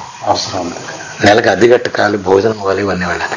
నిదానంగా మృదంగం ప్రాక్టీస్ చేసే టైంలో, మంచి కచేరీలు వాయిస్తున్న టైంలో మా గురువుగారు అన్నారు, అరే మృదంగాలు చాలా మంది ఉన్నారు. ఆయన అప్పట్లో తాళవాద్య కచేరీ వాయించేవారు. పెర్ఫార్మెన్సెస్ కూడా చేశారు. అయ్యో పెద్ద వాళ్ళందరికీ వాయించాను నేను. అప్పట్లో పెద్దవాళ్ళందరికీ వాయించాను. పప్పు చంద్రశేఖర్ వీళ్ళందరికీ వాయించాను నేను. మండా బలవం శర్మ గారి ఫ్లూట్కి వాయించేవాడిని. మా గురుగారు అన్నారు, రే దీంట్లో చాలా మంది ఉన్నారా. మోర్సింగ్ అనే ఒక ఇన్స్ట్రుమెంట్ ఆంధ్ర తెలంగాణ అసలు లేదురా మనకి. తెలుగువాడు ఎవడు లేడురా. నార్త్ లేదా చెన్నై లేదు, చెన్నై నార్త్ కూడా సంబంధం లేదు. చెన్నైలో సౌత్ లో ఉన్నారు, కేరళ తమిళనాడులో. మనకి లేరురా ఆంధ్రాలో. నువ్వు ప్రాక్టీస్ చేయరా. గురుగారు ఎలా చేయాలి తెలీదు, నువ్వు చెయ్యి చెప్పేశారా ఆయన. అంతే అయిపోయింది. గురువు గారు చెప్పారుగా. ఇప్పుడు ఇందాక చెప్పాను చూడండి, పరిపూర్ణ శరణాగతి. గురువు చెప్పారు, చెయ్యాలి మనం. ఎలా చేస్తాం, ఎక్కడ దొరుకుతుంది, ఏమీ లేదు. అప్పటికప్పుడు రాత్రి 8:30, 9 చెప్తే అప్పటికప్పుడు నేను ధర్మసంగి తెలిపా అబ్దుల్గంజ్లో. వాడి దగ్గరికి వెడితే వాడు క్యాయ్ అన్నాడు. మోర్సింగ్ అవునా అంటే మోర్సింగే రే అని అక్కడ నుంచో లోపల నుంచి అక్కడ నుంచి తుప్పు పట్టిన మోర్సింగ్ ఒకటి ఇచ్చి ఇదే మోర్సింగ్ అన్నాడు. ఏంటి ఇలా ఉంది, ఎవడుండే ఎవడ కొండబడి అసలు ఆ తుప్పు పట్టిన మోర్సింగ్ పట్టుకుని. అప్పట్లో గౌల్గూడ బస్ డిపో ఉండేది, ఇప్పుడు లేదు కానీ గౌల్గూడ బస్ డిపో, గౌల్గూడ బస్ డిపో. ఆ బస్ డిపో బయట కూర్చొని తుప్పు పట్టిందని తుడిచేసి అక్కడికక్కడే ఆత్రం షాప్ కి దగ్గరలోనే ఉంటుంది గౌల్గూడ. అంతే కదా, ఎందుకంటే మేము 3వ నెంబర్, నేను మౌలాలికి రావాలంటే 3వ నెంబర్గా, 3వ నెంబర్ గౌల్గూడ దగ్గర వస్తుంది. బస్ దగ్గరకు వచ్చాను. ఆ బస్సుల తర్వాత సంగతి ముందు ఈ మోర్సింగ్ సంగతి చూద్దామని దాన్ని నా ప్యాంటు తుడిచేసి దాన్ని ఆ రస్తం తుడిచేసి కడిగేసి కూర్చొని కొంచెం వాయిస్తున్నా. పోలీసుడు ఎచ్చేదా ఇక్కడి నుంచి ఏంది గోల్ అన్నాడు. అందరూ ఏడొచ్చేదలపై ఇక్కడి నుంచి అన్నాడు. ఇంటికి వచ్చా. అక్కడి నుంచి దాన్ని అంటూ చూడాలి. గురువు లేడు. ఎలా వాయించాలో తెలియదు. రిఫరెన్స్ అసలు ఇప్పుడేముంది, మీరు కొడితే డొంగని వచ్చేస్తుంది. జీవి చరిత్రలు ఎవడమైనా వచ్చేస్తాయి. అప్పుడు లేదుగా. ఎలా వాయించాలో తెలియదు, ఏం చేయలేదు. ఎవడాంచేద్దాం, మన దారిని మనం పట్టుకుందాం, మన దారిని మనం చేద్దాం. నాకుంటే ఒక స్పెషలైజేషన్ పట్టుకున్నాను. దాన్ని అందరూ ఇలా పట్టుకుంటారు మోర్సింగ్ని, నేను ఇలా పట్టా వేళ్ల మీద. అసలు ఎవడైనా ఇలా పట్టుకుంటాడు మోర్సింగ్ని. బయట మీరు నా సౌత్లో ఇంకే మిగతా అవడం చూస్తే ఇలా పట్టుకుంటారు, నేను ఇలా పట్టుకున్నాను. దానివల్ల ఏంటంటే నాది సౌండ్ ఎక్కువ వస్తుంటుంది. ఎందుకంటే 2 వేళ్ల మధ్య పెట్టేప్పటికి వైబ్రేషన్ ఎక్కువ ఉంటుంది, ఇలా పట్టుకున్నప్పటికి వైబ్రేషన్ తక్కువ ఉంటుంది. అది ఏం జ్ఞానంతో పట్టుకున్నానో ఏమో నిజంగా నాకు తెలియదు. ఇప్పుడు ఏదైనా చెప్తే లేదండి నేను అప్పట్లో ఇవన్నీ అబద్ధాలు, మనకు సంబంధం లేదు. ఏదో వచ్చింది చేతికి కంఫర్ట్గా ఉంది, నేను అలా పెట్టేశాను, ప్రాక్టీస్ చేశాను. అదే వ్యాపకం. ఇంకా 24/7 ఇంకేదో వేరే లేదు సార్. మాకు సినిమాలు లేదు. సెకండ్ సినిమాకి వెళ్ళాలంటే డబ్బులు కావాలి కదా, ఎవడిస్తాడు? తిండికే దిక్కులేదురా అంటే మరి మీరు సినిమాల దాకా వెళ్ళలేదు. ఫ్రెండ్స్ సాయంత్రం పూట టీలు తాగడాలు, బడ్డీ కొట్లు ఇవన్నీ లేవు కదా మన జీవితంలో. సంగీతం సాయంత్రం కూడా కచేరీలకు వెళ్ళాలి. ఎక్కడన్నా కచేరీ ఉంటే వెళ్ళడం, వాడు చూడడం, రావడం, ఇంటికి రావడం, రాత్రికి వచ్చి పడుకోవడం. ఈ టైంలో అన్నం ఇప్పుడు ఏమంటే ఎండాకాలం ఏమవుతుందంటే పొద్దున వండింది సాయంత్రం పాడైపోతుంది. రేకులు ఇళ్ళు కదా, పాడైపోతాయి. ఆ పూట ఏం చేసేవాడిని, అలాగే పడుకునేవాడిని. ఎందుకంటే మళ్ళీ బియ్యం వండితే మళ్ళీ నెలాఖరికి తగ్గుతుంది. నెలకి సరిపడి బియ్యం తెచ్చాక అయిపోయేవారు. అలా ఎవరు ఉండరు కాబట్టి ఎవరికి చెప్పాల్సిన అవసరం లేదు, ఎవరికి నేను ప్రశ్న లేదు. మీకు మీరే శుభ్రంగా కొండ ఉండేది నాకు. కొండే బిందెలా పొందా ఏం లేదు. కొండలోంచి 2 గ్లాసులు నీళ్లు తాగి ఆ పూటకి పడుకుంటే తెల్లారిపోతుందిగా. తెల్లారిపోతే పేపర్ వేసే టైంకి మా సోమయ్య అని ఉండేవాడు. ఆయన సైకిల్ ఇచ్చి వ్యాపించాడు. ఆయన ఏం చేసామంటే నాకు పొద్దున కూడా బ్రేక్ఫాస్ట్ పెట్టించేవాడు. పేపర్ అయ్యగానే ఆయన పూరి పెట్టించేవాడు. ఆ పూరి తినొచ్చు. ప్రతిదానికి ఒక కనెక్టివిటీ, నేను చెప్పాను కావడానికి ఒక అవసరం, అనుసంధానం చేసుకుంటూ అవసరం దారులు వెతుకుతుంది. నేను మళ్ళా చెప్తాను మీకు, అవసరం ఆలోచన పుట్టేస్తుంది, దారులు వెతుకుతుంది, మనం చేస్తాం. అలా చేసి మోర్సింగ్ అయిన తర్వాత మా అమ్మగారు తర్వాత నేను నిదానంగా వచ్చిన తర్వాత డిఏవి స్కూల్లో నాకు ఈ ఆగస్టు 15కి జనవరి 26కి పిలిచి మీరు వాయించండి అనేవాళ్ళు. మృదంగం గారు కొంచెం కోఆర్డినేషన్ చేయమన్నారు. అంటే డిఏవి స్కూల్లో చేసిన తర్వాత ఆయన అన్నాడు, ప్రిన్సిపల్ గారు, సార్ మీకు ఇక్కడ పిల్లలకి లెసన్స్ చెప్పండి, బాగుంది మీరు. ఎందుకంటే అప్పట్లో ఏంటంటే నేను చేసిన దానికి ఆగస్టు 15కి జనవరి 26కి మనకే ప్రైజులు వచ్చాయి మా డిఏవి స్కూల్కి. అప్పటిదాకా రాని డిఏవి స్కూల్ ప్రైజులు మాకు వచ్చేసాయి. దాంతో ఆయన అన్నాడు మీరు ఇక్కడ జాయిన్ అవ్వండి అన్నాడు. అప్పట్లో భవన్స్కే ఉండేది, భవన్స్కి ప్రైజులు వచ్చాయి, డిఏవికి వచ్చేవి కాదు. వచ్చేప్పటికి తర్వాత రెసిడెంట్ డైరెక్టర్ రామకృష్ణారావు అని ఆయన ఉండి మీరు ఒక్క డిఏవి కాదు 5 డిఏవిలు చూడండి, మీరు 5 డిఏవిలు చూడండి, మీరు బాగా చేస్తున్నారు. అడిగారు ఆయన ఎక్కడి నుంచి వస్తున్నాయి ఇన్ని ప్రైజులు అంటే, లేదండి వాడు ఒకడు ఉన్నాడు అక్కడ వాడు చేస్తున్నాడు. అయితే 5 డిఏవిలు ఏమంటే మీరు ఇన్ఛార్జి కింద ఉంటే బేగంపేట ఎక్కడ ఉన్నాయి అవన్నీ, అవన్నీ కూకటపల్లి. అదే టైంలో ITC Grand Kakatiya Sheraton hotel open అయింది కొత్తగా. దాని ఓపెనింగ్ కాన్సర్ట్ నేనే వాయించాను. మల్లా బలరామ శర్మ గారని ఫ్లూట్ ఆర్టిస్ట్ కచేరీకి నేనే వాయించాను. మృదంగం వాయించాను. పక్క మృదంగం ఇది ప్రాక్టీస్ చేస్తూనే మరి మృదంగం లేకపోతే భోజనం అక్కడి నుంచి వస్తుంది. మృదంగం ఉండాలి, డిమాండ్ కూడా మరి కదా. మరి ఏదో సాయంత్రం చిన్న కచేరీలో పెద్ద కచేరీలో వాయిస్తాడు కదా, డబ్బులు వచ్చేది. వాయిస్తున్నప్పుడు అక్కడ ఐటీసీ వాళ్ళు ఆ మేనేజర్ అడిగారు నన్ను, ఏమండి ఇక్కడ మీరు మాకు మృదంగం వాయిస్తారా? రోజు సాయంత్రం పూట రూమ్ ఇచ్చి మేకప్ మ్యాన్ ఇచ్చి భోజనం అక్కడే 5 స్టార్ హోటల్లో భోజనం, రూమ్ అక్కడే, మీరు వెళ్తే వాళ్ళ తర్వాత రూమ్ ఇస్తారండి. అప్పట్లోనే నాకు 27,000 ఎంతో ఇచ్చేవాడు. వెళ్ళిపోయింది అది, మాకు దాటిపోయింది, కష్టాల్లోంచి దాటిపోయింది, కంఫర్ట్ కంఫర్ట్ జోన్కి వచ్చాం. బాగుంది, వెరీ గుడ్ సంబంధం. అప్పట్లో ఏంటంటే నేను డిఏవి స్కూల్లో ఈ 5 స్కూల్స్ ఇన్ఛార్జిగా ఉన్నప్పుడు ఇదేంట్రా నేను వచ్చింది ఎందుకు పెర్ఫార్మెన్స్కి, ఈ పిల్లలకి పాఠాలు చెప్పుకుంటూ కూర్చున్నాను ఏమిటి అని మనసులో లోపల ఉండేది. అంతే కదండి. నేను నాకు ఎప్పుడు మనల్ని మనం క్వశ్చన్ చేసుకోవడం, చిన్నప్పటి నుంచి స్టేజ్ మీద ఉండాలి, నలుగురికి చూపించి చప్పట్లు కొట్టించుకోవాలి, ఇది మన గోల్. ఇది పిల్లల దగ్గరికి వెళ్ళి పిల్లల చేత చప్పట్లు వచ్చిన ప్రిన్సిపాల్ గ్రేట్ అయిన రూమ్ లో అంటే ఇది కాదు కదరా మన జీవితం. అనుకునేటప్పటికి షర్టాన్ వచ్చింది. బాగుంది, షర్టాన్లో మనం పెర్ఫామ్ చేయొచ్చు, అందరూ చప్పట్లు కొడతారు. దక్షిణ రెస్టారెంట్లో, సౌత్ ఇండియన్ దక్షిణ రెస్టారెంట్ ఐటీసీ గ్రాండ్, దాంట్లో నేను లైవ్ ఆర్టిస్ట్ కింద జాయిన్ అయ్యా. ఇదే ఎప్పటికి ఏమైంది, టిప్పులు వస్తున్నాయి, 500, 1000 టిప్పులు వస్తున్నాయి, ఫైనాన్షియల్ గా బాగుంది. ఆచార్యుద్దన్ వస్తున్నాడు, శిల్పా శెట్టి వస్తుంది, లేకపోతే ఇంకోళ్ళు వస్తారా, బాగుంది కాబట్టి అంటారు. కానీ మళ్ళా నాకు నేను క్వశ్చన్ వేసుకున్నా, ఇదేంటిది డబ్బు ఉంటుంది, వాడెవడో వస్తాడు, నేను ఏది వాయించినా కూడా శభాష్ అంటాడు, వాడికి ఏమర్థం అవుతుంది. అక్కడ కస్టమైజ్డ్ గా ఉండదు, రెగ్యులర్ గా వెళ్తారు, ఏదో పెర్ఫార్మ్ వాయిస్తాం సాయంత్రం వాడతారు, కొంతమంది వింటారు, కొంతమంది వినరు. ఇది తప్పులేదు, వాళ్ళు నా సంగీతం కోసం రాలే, వాడు భోజనం కోసం వచ్చాడు, వాడు తింటాడు, దగ్గరికి వచ్చి చాలా అప్రిషియేట్ చేస్తారు. కొంతమంది ఇంట్రెస్ట్ ఉన్నవాళ్ళు. ఇది కాదురా పద్ధతి అన్నప్పుడు ఎల్ సుబ్రహ్మణ్యం గారు అమెరికా నుంచి వచ్చి ఆయన ఐటీసీ గ్రాండ్ కాకతీయ షర్టాన్లో ఉండి గెస్టులు ఎవరు లేకపోతే కూర్చునే మోర్సింగ్ ప్రాక్టీస్ చేసుకుంటున్నారు. స్పీకర్లో ఆయన విన్నారు, స్పీకర్లో ఆయన సామాన్యంగా ఏంటంటే గెస్ట్ రూముల్లో పంజాబీ రెస్టారెంట్, ఇంకో రెస్టారెంట్ స్విచ్లు ఉంటాయి, మీరు లైవ్ ఆర్టిస్ట్ ఏదిగా ఉండేది వాళ్ళు ఆన్ చేసుకోవచ్చు, రూమ్లో పాసిబిలిటీ ఉంది.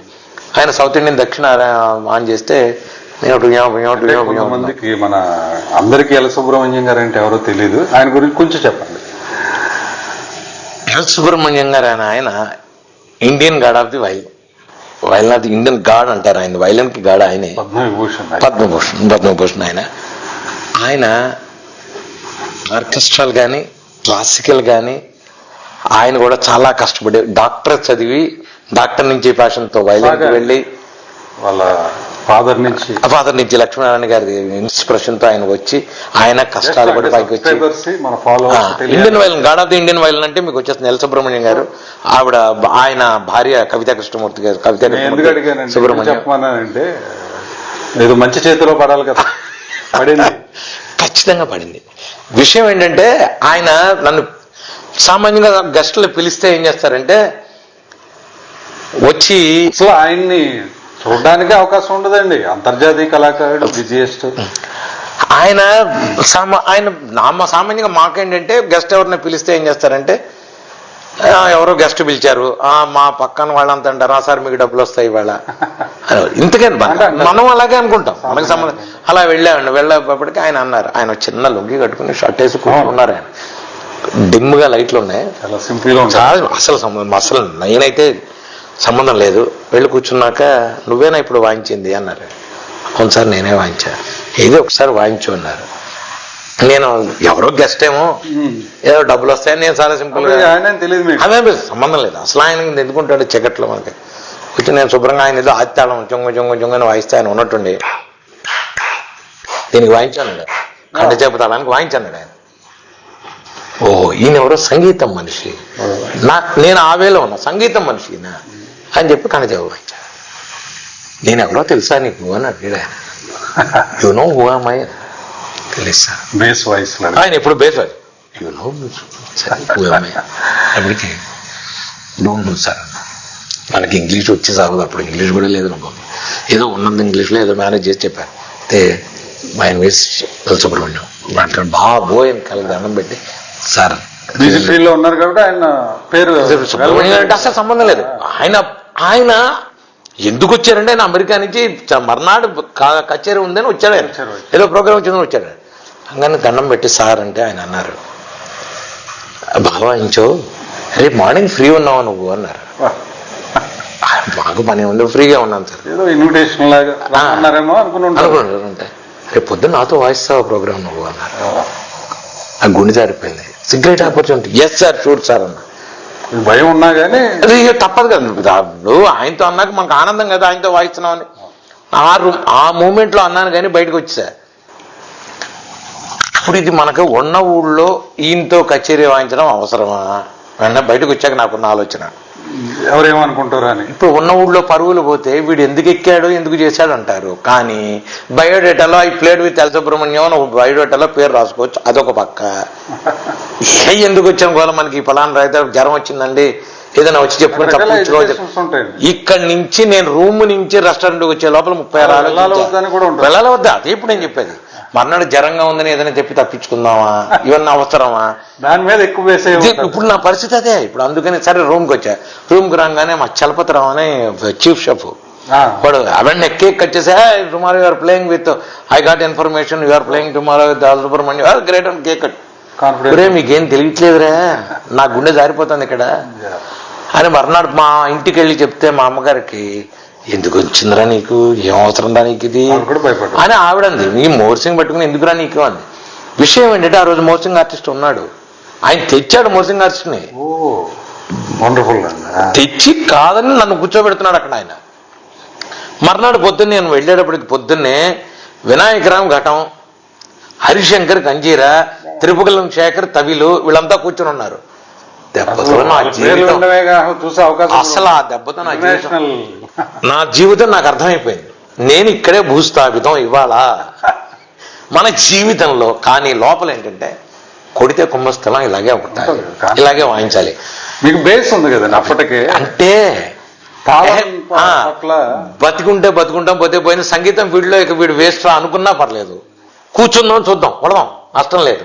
ఆపర్చునిటీ భగవంతుడు ఇచ్చాడు. ఎప్పుడైనా సరే అదృష్టం ఒకసారి కొడుతుంది, దురదృష్టం తలుపు తీసేదాకా కొడుతుంది. అందుకని ఏం చేయాలంటే సరే అదృష్టం ఒకసారి కొట్టింది మనల్ని, వెళ్ళిపోదాం వాయించేద్దాం అని స్కందగిరిలో కంచి పరమాచార్య వచ్చారు. అక్కడ కచేరీ అది స్వామీజీల అందరి ముందు కచేరీ అది. నాకు వచ్చిన ఏదో నేను వాయించేశాను. కచేరీ అయిపోయింది. దానికి ముందు ప్రిపరేషన్ ఏమి లేదు, ఇంక ఏమి లేదు. బస్సే ఆ కారుకి వాళ్ళు రేగా కూర్చొని ఉన్నారు బయట లాబీలో, అందరూ కూర్చుని ఉన్నారు. నేను వెళ్ళా, వాళ్ళందరి కాళ్ళకి దండం పెట్టాను. నేనేం ఆశకరేలా Rama sir very good watching అని వినాయకరావు నాకు ఆశీర్వాదం ఇచ్చాడు. అయిపోయింది, ఎక్కువ కూర్చున్నా. స్కందగిరి టెంపుల్కి వెళ్ళాం. నాకు వచ్చి నేను వాయించా. బతుకు జీవుడు అయిపోయింది అనుకున్నా. Full packed. ఆఫ్ కోర్స్ ఎల్సపురం గారికి వచ్చారంటే ఫుల్ ప్యాకెడ్ ఎందుకుంటుంది, ఉంది. అయిపోయింది. అయిపోగానే నేను వెళ్ళి వచ్చేస్తుంటే ఫోన్ ఉందా నీకు అని అడిగారు. ఫోన్ నెంబర్ ఉందా నీకు అని. మళ్ళీ ఫోన్ లేవు. ఫోన్ లెక్కే అదే అడిగి కూడా కాదు, మా ఇంటి ఓనర్ కింద నెంబర్ ఉంది, అది ఇచ్చా. ఇంటి ఓనర్ది నెంబర్ ఇచ్చి ఇదేది మన నెంబర్ సార్ అన్నారు ఆయన నెంబర్ తీసుకుని వెళ్ళిపోయారు. నేను అర్జెంట్గా ఉంది, నాకు సీఎం మీటింగ్ ఉంది, ఇప్పుడు నేను వెళ్ళిపోతాను. ఇచ్చారండి పరమాచార్య దగ్గర. ఏమో నాకు గుర్తులేదు, ఏమో గుర్తులేదు. ఇచ్చే ఉంటారు సామాన్యంగా వాడు. నాకు సెకండ్ థింగ్ అంటే ఇవన్నీ నాకు ఆయనతో వాయించాం, మనకు అదే మెమరీ. నేను అసలు దాని గురించి ఆలోచించాను. విలేజ్ వచ్చాను. నేను వచ్చి కచేరీ అయిన తర్వాత ఇమ్మీడియట్గా ఒక 3 రోజుల్లో సెక్రటరీ ఫోన్ చేశాను నాకు. ఫోన్ చేసి మంగళూరు, ఉడిపి, కర్ణాటక కచేరీలు ఉన్నాయి, మీరు రాగలరా, సుబ్రహ్మణ్య గారు మీ పేరు ఇచ్చారు అన్నారు. వస్తానండి అన్న, వస్తానండి తప్పేమన్నా వస్తానండి అన్న. ఇక్కడి నుంచి ఇవాళ పొద్దున 8:30కో 9కో ట్రైన్ ఎక్కితే మర్నాడు రాత్రి 8ంటికి నేను మంగళూరు వెళ్ళా. అప్పట్లో మరి మంగళూరు వెళ్ళా, కూడా చేయలేరు కదా ఫ్లైట్లు. మంగళూరు వెళ్ళా. ఆయన ట్రైన్ దగ్గర నుంచి ఉన్నారు. వండర్ఫుల్. ఆయన జీప్ వేసుకుని వచ్చారు. ఆయన అక్కడ పక్కన అక్కడ మంగళూరు ఆ యూనివర్సిటీది, యూనివర్సిటీ జీప్ వేసుకుని వచ్చావా అన్నారు. వచ్చానండి అన్న. నువ్వు రైల్లో ఎందుకు వచ్చావు అన్నారు. అదేమిటండి నేను ఎప్పుడు కచేరీకి చెప్పినా నువ్వు ఫ్లైట్లోనే రా. ఫ్లైట్ అంటారేంటి, ఫ్లైట్ అసలు సంబంధం ఉంది మనకి, అలా జీవితంలో అసలు ఊహించిన వ్యవహారాలు, ఫ్లైట్లోనే రా అన్నాడు. సరేనండి అన్న.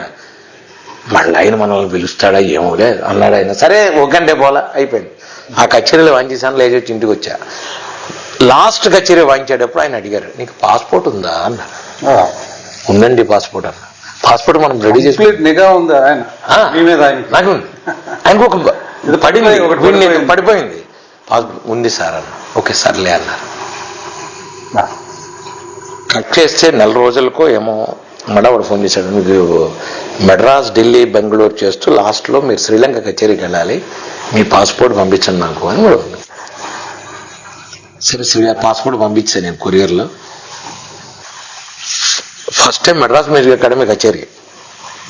డ్రీమ్ కదండి.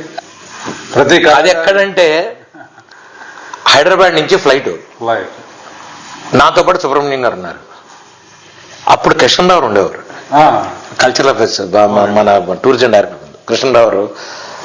నన్ను ఆయన, సార్ నేను ఎక్కడికి రావాలి అంటే, నువ్వు ఒక పని చేయ, రమడా హోటల్కి, అప్పట్లో రమడా, దాని పేరు రమడా అనుకుంటా, రమడా హోటల్లో రమడాకి రా, మన ఇద్దరం వెళ్దాం ఉన్నారు. రైల్వే స్టేషన్ సికింద్రాబాద్ కదా, మెడ్రాస్ ట్రైన్ సాయంత్రం కదా, పొద్దున పూట రమడా ఎందుకు రమ్మంటున్నాడు, మనకి ఇదే ఆలోచన కదా. సరే వెళ్ళి అయితే కృష్ణరావు ఉన్నారు. అమ్మాయి బతిగా, నాకేంటంటే భాష రాదు, ఇప్పుడు ఆయనతో పెద్ద మాట్లాడాలి తెలియదు. అమ్మాయి కృష్ణరావు ఉన్నారు, నాకు బతుకు చూడు అనుకున్నా. రాసాయి రా, ఇడ్లీ తిన్నానా అన్నారు. సరే సంతోషం, ఇడ్లీ తిన్న తర్వాత ఇంతలో పోలామా అన్నారు ఆయన తమిళ్లో. ఆయన తమిళ్ కదా, పోలామా అన్నారు. అంటే పోలామా అంటే ఎక్కడికి వెళ్తాం ఇప్పుడు నాకు అర్థం కాలేదు అనుకున్నా. సరే నా అంటే కిషన్రావు అన్నారు, సాయి ఇప్పుడు మీ ఇద్దరు ఫ్లైట్ ఎక్కుతున్నారు మెడ్రాస్ వెళ్తున్నారు మీ ఇద్దరు. ఫ్లైట్ అంటే ఎవడు బుక్ చేశాడన్న? ఆయన చేశాడు, నువ్వు గంగారు దాని గురించి. అప్పట్లో ఏంటంటే ఒక 10 టికెట్లు కలిపి ఒక బంచ్ ఉండేది. ఏ టికెట్కి బంచ్, అప్పట్లో ఓన్లీ 2 ఫ్లైట్లు, ఎయిర్ ఇండియా, జెట్ ఎయిర్వేస్ 2 ఉండేవి బేగంపేట ఎయిర్పోర్ట్. ఓ పీకి ఇచ్చేస్తే వాడు బోర్డింగ్ పాస్ ఇస్తాడు, వెళ్ళిపోవడం. ఇది పరిస్థితి. క్లబ్ క్లాస్ టికెట్లు స్టార్టింగ్ మనం క్లబ్ క్లాస్ వ్యవహారం మెడ్రాస్. ఇటు పక్క వెళ్లాల్సింది ఎకానమీ అంటే ముందుకి, ఇది 2 వెళ్ళగానే క్లబ్ క్లాస్లోకి వెళ్ళి కూర్చున్నాం. బెల్ట్ పెట్టుకోవడం చేత కాదు, వెతుకుతున్నాను బెల్ట్ ఎక్కడ ఉన్నా. ఆయనే బెల్ట్ పెట్టి సినిమా. నేను ఎందుకు చెప్తున్నానంటే కైండ్నెస్. దాంట్లో మీకు ఒక మనిషి ఎదుగుదల, అంత పెద్ద మనిషి మన గురించి ఒదుగుదల, ఇది మీకు అవసరం లేదండి ఆయనకి. యాక్చువల్ గా రావచ్చు అనొచ్చు, పెద్ద మనిషి ఆయన మాకు అవసరం లేదు. ఇప్పటికే ఒక బ్రాండింగ్ అండి, ఆయన దగ్గర చేయాలని ఎంతో మంది ఎదురు చూస్తూ ఉంటారు. ఖచ్చితంగా కూడా ఉంటారు. కానీ అలాంటిది అంత పెద్ద, అంటే నీ జీవితంలో ఎందుకు చెప్తున్నానంటే ఇవన్నీ మీకు, పెద్దవాడైనా ఎలా ఉండాలి అనేది నేను వీళ్ళందరినీ చూసి నేర్చుకున్నా. అహంకారాలు, సత్సాంగత్యం ఉంటే అహంకారాలు మీకు దొరికిందల్లా దేవుని అద్భుతంగా నాకు దొరికింది. ఇవన్నీ ఏంటంటే సాంగత్యం, ఎలా ఎదుటివాడితో మాట్లాడాలి, అనవసరమైన విషయాలు అవసరం లేదు, పిల్లలతో ఎలా ఉండాలి, భార్యతో ఎలా ఉండాలి, మనకంటే చిన్న కళాకారులు అవునండి, పెద్ద కళాకారులు అవునండి, ఎలా ఉండి ఒదిగి ఎలా ఉండాలి. నేను వీళ్ళందరినీ చూసేసుకున్నా. ఒకటి ఎల్ సుబ్రహ్మణ్యం గారు, ఒకటి అబ్దుల్ కలాం. అబ్దుల్ కలాంతో నేను మాట్లాడినప్పుడు కూడా, రాష్ట్రపతి భవన్లో ప్రోగ్రాం చేసినప్పుడు కూడా, మీరు నమ్మరండి, కార్తీక పౌర్ణమికి రాష్ట్రపతి భవన్లో ప్రోగ్రాం చేస్తే ఆయన జిలేబీ ఇలా పట్టుకుని ఆయన వడ్డించారండి. ఆయన కట్ చేస్తే, నేను ఒక 2 సంవత్సరాల తర్వాత బెంగళూరులో కచేరీలో నేను అటు తిరిగి వైర్లు సర్దుకుంటున్నాను కచేరీకి. అది ఉంటే వెనకాల నుంచి ఇలా కొట్టాడు ఆయన. కొట్టి, సాయి ఎప్పుడు ఎరికెళ్ళి సౌఖ్యమా అన్నాడు. సార్ సౌఖ్యం సార్. ఎంగిరికి వెళ్ళి వెళ్తారు సార్, లోపల గ్రీన్ రూమ్లో ఉన్నారు. సరే ఇన్నికి వాతాపి వాసిక ముడియమా, ఇన్నికి వాతాపి వాయిస్తా సార్. ఆయన అడగండి సార్ మీరు. ఆ రోజు రాత్రి మేము ఏదో ఫ్లైట్ ఎక్కాలి, ఇంటర్నేషనల్ ఫ్లైట్. ఈయన 10 నిమిషాలు కూర్చుంటా అన్న క్యాండిడేట్ అబ్దుల్ కలాం గారు కచేరీ అయ్యేదాకా లేవడు ఈయన. మేము ఇంటర్నేషనల్ ఫ్లైట్ ఎక్కాలి, గాయన సమాజ్లో వాయిస్తున్నాం కచేరీ. నేను ఎందుకు చెప్తున్నానంటే, అలాంటి వాళ్ళని చూసి నేను చాలా విజయ నిర్మాణ విజయ్ కుమార్ గారిని వైజాగ్లో ఉన్నారు. నా గిన్నీస్ రికార్డు కూడా ఆయన నాకు సహాయం చేశారు. గోకుల్ చంద్ర రాహుల్ చంద్ర ట్రస్ట్ అని వాళ్ళ పిల్లల పేర్ల మీద ఆయన ఇచ్చారు. ఆయన అంతే. పెద్ద వాళ్ళు డబ్బు, పేరు ఇలాంటి ఉన్నా పక్కన పెడితే జీవితంలో ఎలా ఒదిగి ఉండాలి, ఎంత సింపుల్సిటీ ఉండాలి, హాయిగా మనతో ఎవరికి రాని కళ్ళలో కూడా ఊహించుకోలేనటువంటి పెద్ద ఆర్టిస్టులు వచ్చేసారు. మీరు విట్నెస్ అండి. ఎందుకంటే So- ఆర్కెస్ట్రాలతో నేను ఇంతమంది ఆర్కెస్ట్రాలతో యుఎన్ఓలో నేనే మోర్చంగా ఇంకెవడూ లేడు. యునెస్కోలో ఆర్కెస్ట్రాలో కూడా పెద్ద పెద్ద జాన్ లిప్పాంటి వాళ్ళందరితో అసలు నేను లక్కీయాలి కానండి, ఇంకోళ్ళు కానండి, ఇంకోళ్ళు అసలు వెస్ట్రన్ లో బిల్లీ కోబామ్ డ్రమ్మర్ దగ్గర నుంచి నేను వాయించాను. బిల్లీ కోబామ్ దగ్గర నుంచి డ్రమ్మర్లతో కానివ్వండి, పెద్ద పెద్ద గిటార్లతో కానీ ఆర్కెస్ట్రాలతో మీరు అసలు వాయించేది మోర్సింగ్ అనేది వాయించేది ఎవడు మీరు ఫ్యూజన్లు రాక్ జాజు పాపు షబనాజ్ మీ పొయిటరీకి వాయించాను నేను వెళ్తాను. షబనాజ్ మీ పొయిటరీకి సంబంధం లేదు, అసలు పొయిటరీకి మోర్సింగ్ ఎవడు వాయిస్తాడు లేదు. మెడ్రాస్ సీజన్ లో ఇంతవరకు గత 70 ఏళ్లలో మోర్సింగ్ షోలో వాయించిన వాడు లేడు. నేనే కృష్ణగాన్ సభలో మోర్సింగ్ షోలో వాయించాను. అప్పుడు మీకు సైడ్ గా ఉండే వాయిద్యాలు ఏమున్నాయండి? నా పక్కన మృదంగం గడం వేసి అందరినీ అటు పక్కన వేసి నేను మధ్యలో కూర్చుని, అదే అందులో మళ్ళీ వేరే వాళ్ళని కాదు, నేనే మధ్యలో కూర్చుని వీళ్ళందరినీ చుట్టుపక్కల మా డిఎస్ఆర్ మూర్తి, మా సూర్య దీప్తి, మా వాళ్ళనే వేసి అక్కడ కూర్చోడు. మొన్న కూడా యాదగిరి బ్రహ్మోత్సవాల్లో తాళవంచిగా చేరి వాయిస్తారు. రైట్, ఎవరంటే వంకాయల వెంకటరమూర్తి గారు. చక్కగా మన ఫ్రెండ్స్ని వెతుకుని మనం వాయించుకుని మనం చేస్తే.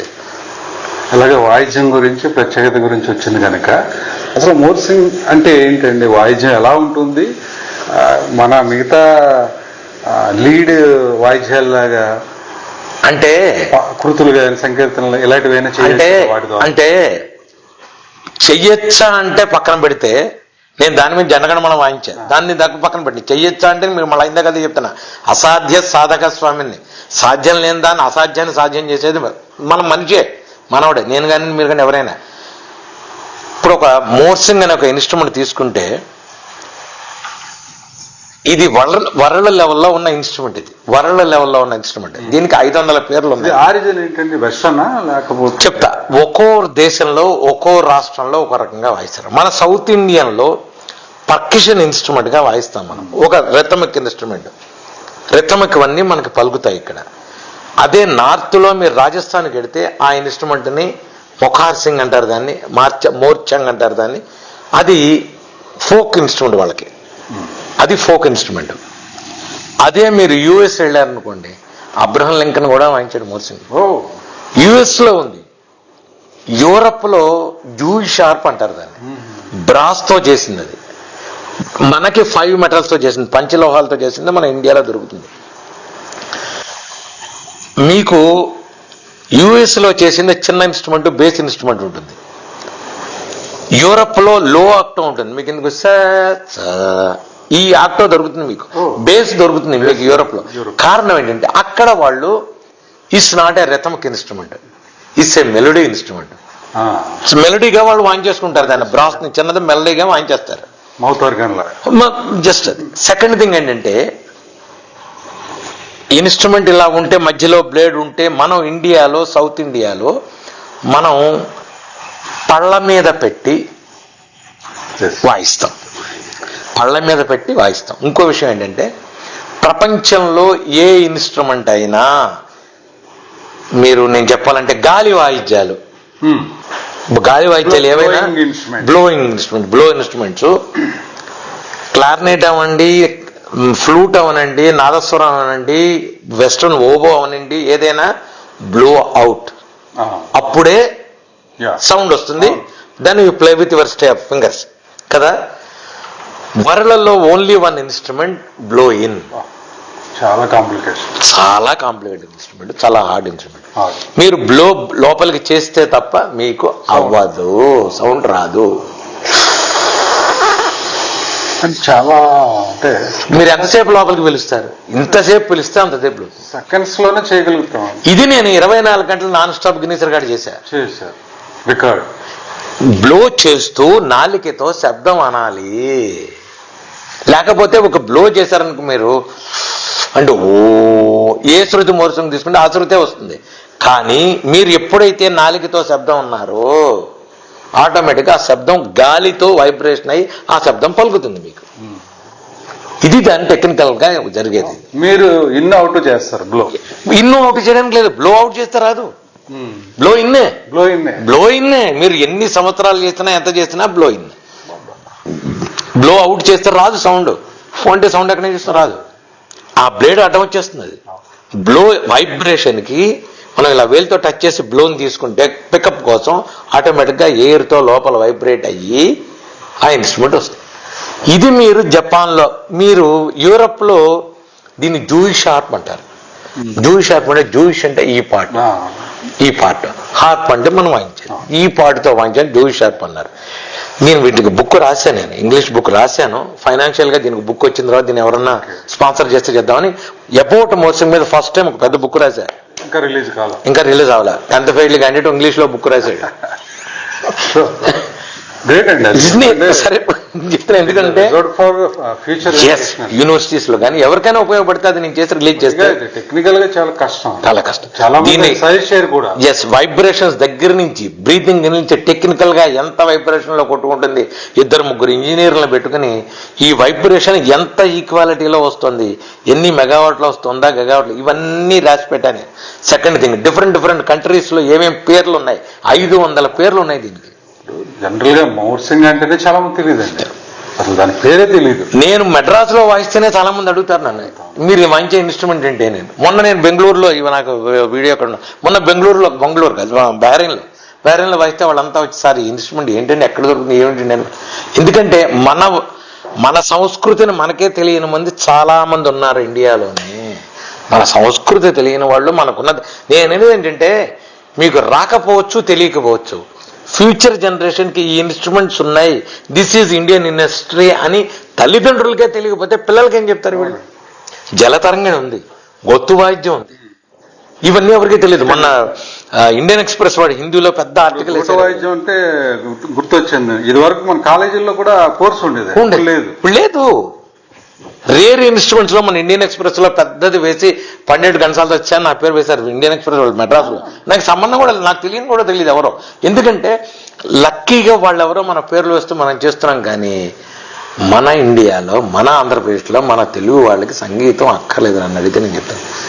దాని మీద ఒక విలువ, గుర్తింపు, మీరు నిజంగా చెప్తున్నా, నాకు నిజంగా ఒక రకమైన బాధ. మీరు స్వయం కృషితో నేర్చుకున్నారండి, శ్రీ సాధనతో ఈ స్థాయికి, అంతర్జాతీయ స్థాయికి వచ్చారు.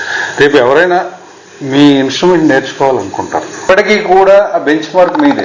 టార్చ్ బేరర్ అంతే కష్టం. ఇప్పుడు నేను చెప్తున్నాను కదా, మా అమ్మగారు ఇది వాయిస్తే ఇది లోపలికి గాలి పీల్చి ఇదంతా డ్రై అయిపోయి కర్చీఫ్ తీస్తే ఇంత బ్లడ్ వచ్చేది, ఇంత బ్లడ్ ఇదంతా కట్ అవుతుందని కూడా విన్నా. కట్ అవ్వటం అంటే అది జాగ్రత్తగా మనం చేస్తే అవుతుంది, అవ్వదు. నాకేంటంటే మెయిన్ ఈ డ్రై చేసి ఇంత బ్లడ్ వస్తే మా అమ్మగారు అనేవారు, చక్కగా మృదంగం వాయించుకుంటున్నావు, ఎందుకురా ఈ గోళ అనేవారు. అంటే లేదమ్మా, గురుగారు చెప్పారు, ఏదో చేద్దాం ఏదో. మరి అదే కదండి నిన్ని దేశాలు తెప్పింది నన్ను. యుఎన్ఓ, యునెస్కోలు, సుప్రీంకోర్టులు, పార్లమెంట్లు, ప్రపంచంలో ఎన్ని. 1999 ప్రపంచంలోనే 2 ప్రెసిడెంట్ కలిసి చైనాలో బీజింగ్లో ఉన్నప్పుడు నేను వాయించాను. సుబ్రహ్మణ్యం గారితో ఆర్కెస్ట్రాలో 4 రోజులు ఆర్కెస్ట్రాతో వాయించాను. మరి ఇలాంటివన్నీ నాకు మోసమే కదా వాయించాను. మన ఇండియన్ మ్యూజిక్ లో, క్లాసికల్ మ్యూజిక్ లో తీసుకుంటే చాలా మంది అంతర్జాతీయ స్థాయి వరకు వెళ్ళరండి, కచేరీల వరకు, లోకల్ గా వరకు ఉండిపోతారు. కానీ అంతర్జాతీయ స్థాయి అంటే వాడు ఊరికనే చూడడు కదా. అంటే బాలమురళి గారు ఎప్పుడు అనేవారు, అబ్బాయి నేను తిరిగింది, నువ్వు తిరిగిన దేశాలు కొన్ని నేను కూడా తిరగలేదు అబ్బాయి, నా బాలమురళి గారు, నౌకల్ గారు, మార్షియస్ కానీ కొన్ని దేశాలు అనేవారు ఆయన. లేదు గురుగారు మీ ఆశీర్వాదం అంతా. ఎందుకంటే నేను అదే చెప్తున్నా, పెద్దవాళ్ళు అలా అనటం వాళ్ళ ఔన్నత్యం. ఇంకో విషయం చెప్తే, ఇప్పుడు బాలమురళి గారి మాట వచ్చింది కాబట్టి, నేను గిన్నీస్ రికార్డ్ 2009లో చేస్తుంటే ముందు రోజు మంగళూరులో కర్ణాటక బ్యాంక్ ఓపెనింగ్కి వెళ్ళాను, నేను వాయించాను కర్ణాటకలో, మంగళూరులో. బాలమురళి గారిని, అబ్బాయి ఒక 15 రోజుల ముందు, అబ్బాయి గిన్నీస్ రికార్డు చేస్తున్నా గురువుగారు అన్న. మంచిది అబ్బాయి నువ్వు అన్నారు. అన్నాక ఇలా 24 గంటలు నేను ఒక్కడే సోలో వాయిస్తే ఉండదు. ఆ శివరాత్రి ఆ రోజు 2009 ఫిబ్రవరి 23 శివరాత్రి. నేను ఇలా వాయిస్తున్నాను గురుగారు అంటే, బాగుంది ఏం చేస్తున్నావు అన్నారు. ఇలా గంట కచేరీలు పెట్టాను గురుగారు, మన వాళ్ళందరూ వాయిస్తున్నారు. ఓపెనింగ్ ఏమో క్లారినెట్ పెట్టుకున్నాను అన్నా. ఓపెనింగ్ క్లారినైటా? మాకు అచ్చుబాబు అని క్లారినెట్ ఆయన వాయిస్తారు. మన రేడియో అచ్చుబాబు గారు ఉన్నారు కదా, ఇప్పుడు లేరు. ఆయన వాయిస్తున్నారంటే, అబ్బాయి నేను వచ్చి పాడతా అన్న. ఊరుకోండి గురుగారు, మీరు పని చేయకండి, మీరు ఎందుకు వస్తారు, ఊరుకోండి మీరు మద్రాసు హైదరాబాద్ ఏవద్దు గురుగారు. అబ్బాయి నేను వచ్చి పాడతాను అబ్బాయి, నేను వస్తాను నీకు అని. నేను ఎందుకు చెప్తున్నానంటే, వాళ్ళని తగ్గించడం కాదు, వాళ్ళని పెంచడం, అంతే కదా. వాళ్ళ ఔన్నత్యాన్ని మీరు ఆలోచించండి. మీరు అసలు ఆయన వచ్చి నేను పాడతాను అని చెప్పి, ముందు రోజు నేను ఒక 2 రోజుల ముందు నేను దుబాయ్లో వాయిస్తున్నాను. వాయిస్తుంటే ఈ అబ్బాయి రేపు గిన్నీస్ చేయబోతున్నాడు, వీడిని ఆశీర్వదించండి అని బాలమురళి గారు పబ్లిక్లో అనౌన్స్ చేశారు. చేసి ఆయన దుబాయ్ నుంచి హైదరాబాద్ వచ్చారు. నేను దుబాయ్ నుంచి మంగళూరు వెళ్ళా, కర్ణాటక బ్యాంక్ ఓపెనింగ్ అక్కడ వాయించడానికి వెళ్ళా. ఈయన హైదరాబాద్ వచ్చేసి అబ్బాయి ఎక్కడ ఉన్నావు అన్నారు. ఇలా బంగ్లూరు అబ్బాయి నీకు ఎల్లుండి గిన్నీస్ అబ్బాయి రావచ్చాయి అన్న. గురుగారు రేపు అప్పట్లో ఫ్లైట్లు అంత లేవు. 2009లో నేను మంగళూరు నుంచి బెంగళూరు నుంచి హైదరాబాద్ రావాలి. గురుగారు ఇవాళ ఫ్లైట్ లేదండి, మళ్ళీ రేపే ఉంది ఇక్కడ బెంగళూరు అంటే. అవునా, నేను వచ్చేసా దాదా వచ్చి నా వెబ్సైట్ ఓపెన్ చేసి సరస్వతి గారు ఆయన మా మేనేజర్ ఆవిడ చేసి నాకు బంగారు మోసం ఇచ్చి వెళ్ళారు బాలమురళి గారు. నేను ఫ్లైట్ డబ్బులు ఇచ్చానా ఆయనకి ఇవ్వలా, క్లబ్ క్లాస్ డబ్బులు. ఆయన హోటల్ ఇచ్చానా నేను ఇవ్వలా. శివప్రసాద్ గారు మొత్తం సాక్ష్యం, శివప్రసాద్ గారే అరేంజ్ చేసింది. జనరల్గా కళాకారులు అన్ని ఉన్నాయా లేవా, టోటల్ ఉందా ఇది ఉందా నిజంగా ఇవ్వాలి. శివప్రసాద్ గారు, వంకాయలమూర్తి, ఎమ్మెల్యేన్ రాజు గారు కానీ హైదరాబాద్ విజయవాడ మాదేవ లక్ష్మీనారాయణ గారు వీళ్ళంతా అక్కడ ఆ రోజు ఉండి నాకు చేసిన సహాయం. హైదరాబాద్ లో ఉన్న ప్రతి కళాకారుడు ఆ రోజు నాకు హెల్ప్ చేసిన వాళ్ళే. ఏ సంవత్సరం చేశారు? 2009 శివరాత్రి ఫిబ్రవరి 23 నుంచి 24 దాకా. ఎందుకు చెప్తానంటే బాలమురళి గారు 1 hour పాడి క్లోజింగ్ ఎల్ సుబ్రహ్మణ్యం గారు, కవితా కృష్ణమూర్తి క్లోజింగ్ వచ్చారు. క్లోజింగ్ కవితా కృష్ణమూర్తి గారు, ఎల్ సుబ్రహ్మణ్యం గారు, మా గురుగారు ఎల్లాంకృష్ణ గారు మృదంగం. కన్నుల పండగగా జరగడానికి కారణం హైదరాబాద్ లో ఉన్న కళాకారులందరూ. నేను మీ ఛానల్ ద్వారా నేను చెప్తున్నా వాళ్ళందరికీ నేను జీవితంతో రుణపడి ఉంటాను. ఎందుకంటే వాళ్ళందరికీ ఏమి ఇచ్చా నేనే ఇవ్వలా, ఎవరేం తీసుకోవాలా. నిజంగా రప్పించాలంటే కోట్ల రూపాయలు ఖర్చు, నిజంగా ఖర్చు నాకు అంతమందికి హాస్పిటల్. నిజంగా మరి వాళ్ళందరూ ఎంతెంత డబ్బులు తీసుకున్నారు, వాళ్ళందరూ వచ్చి మేము వాయిస్తాం. నేను ఇంకోటి చెప్తా, ఈ కారణం ఏమైందంటే రాజమండ్రి నుంచి అక్కడి నుంచి ఒక హరికథావిని తెప్పించా. ఆవిడమ్మా ఎవ్వరూ ఉండరు జనం, నువ్వు నేను ఉంటావు, నువ్వు ఒక 6 గంటల హరికథ చెప్పు, నేను నీకు వచ్చిన వాయిస్తుంటాను అని ఆవిడని బుక్ చేశా. వాస్తవానికి బుక్ చేశా. ఆవిడ వచ్చి కూర్చుంది. ఆవిడికి నేను ఇచ్చిన టైం 10 నిమిషాలు అయింది చివరికి. అంతే. ఇదేమిటండి మరి నేనేం చేయనమ్మా, లైన్ లో ఉన్నారు నా స్నేహితులు నాకు వచ్చేసారు, నాకెవరో లేరు అనుకోలేదు. వాళ్ళందరూ వచ్చేసారు.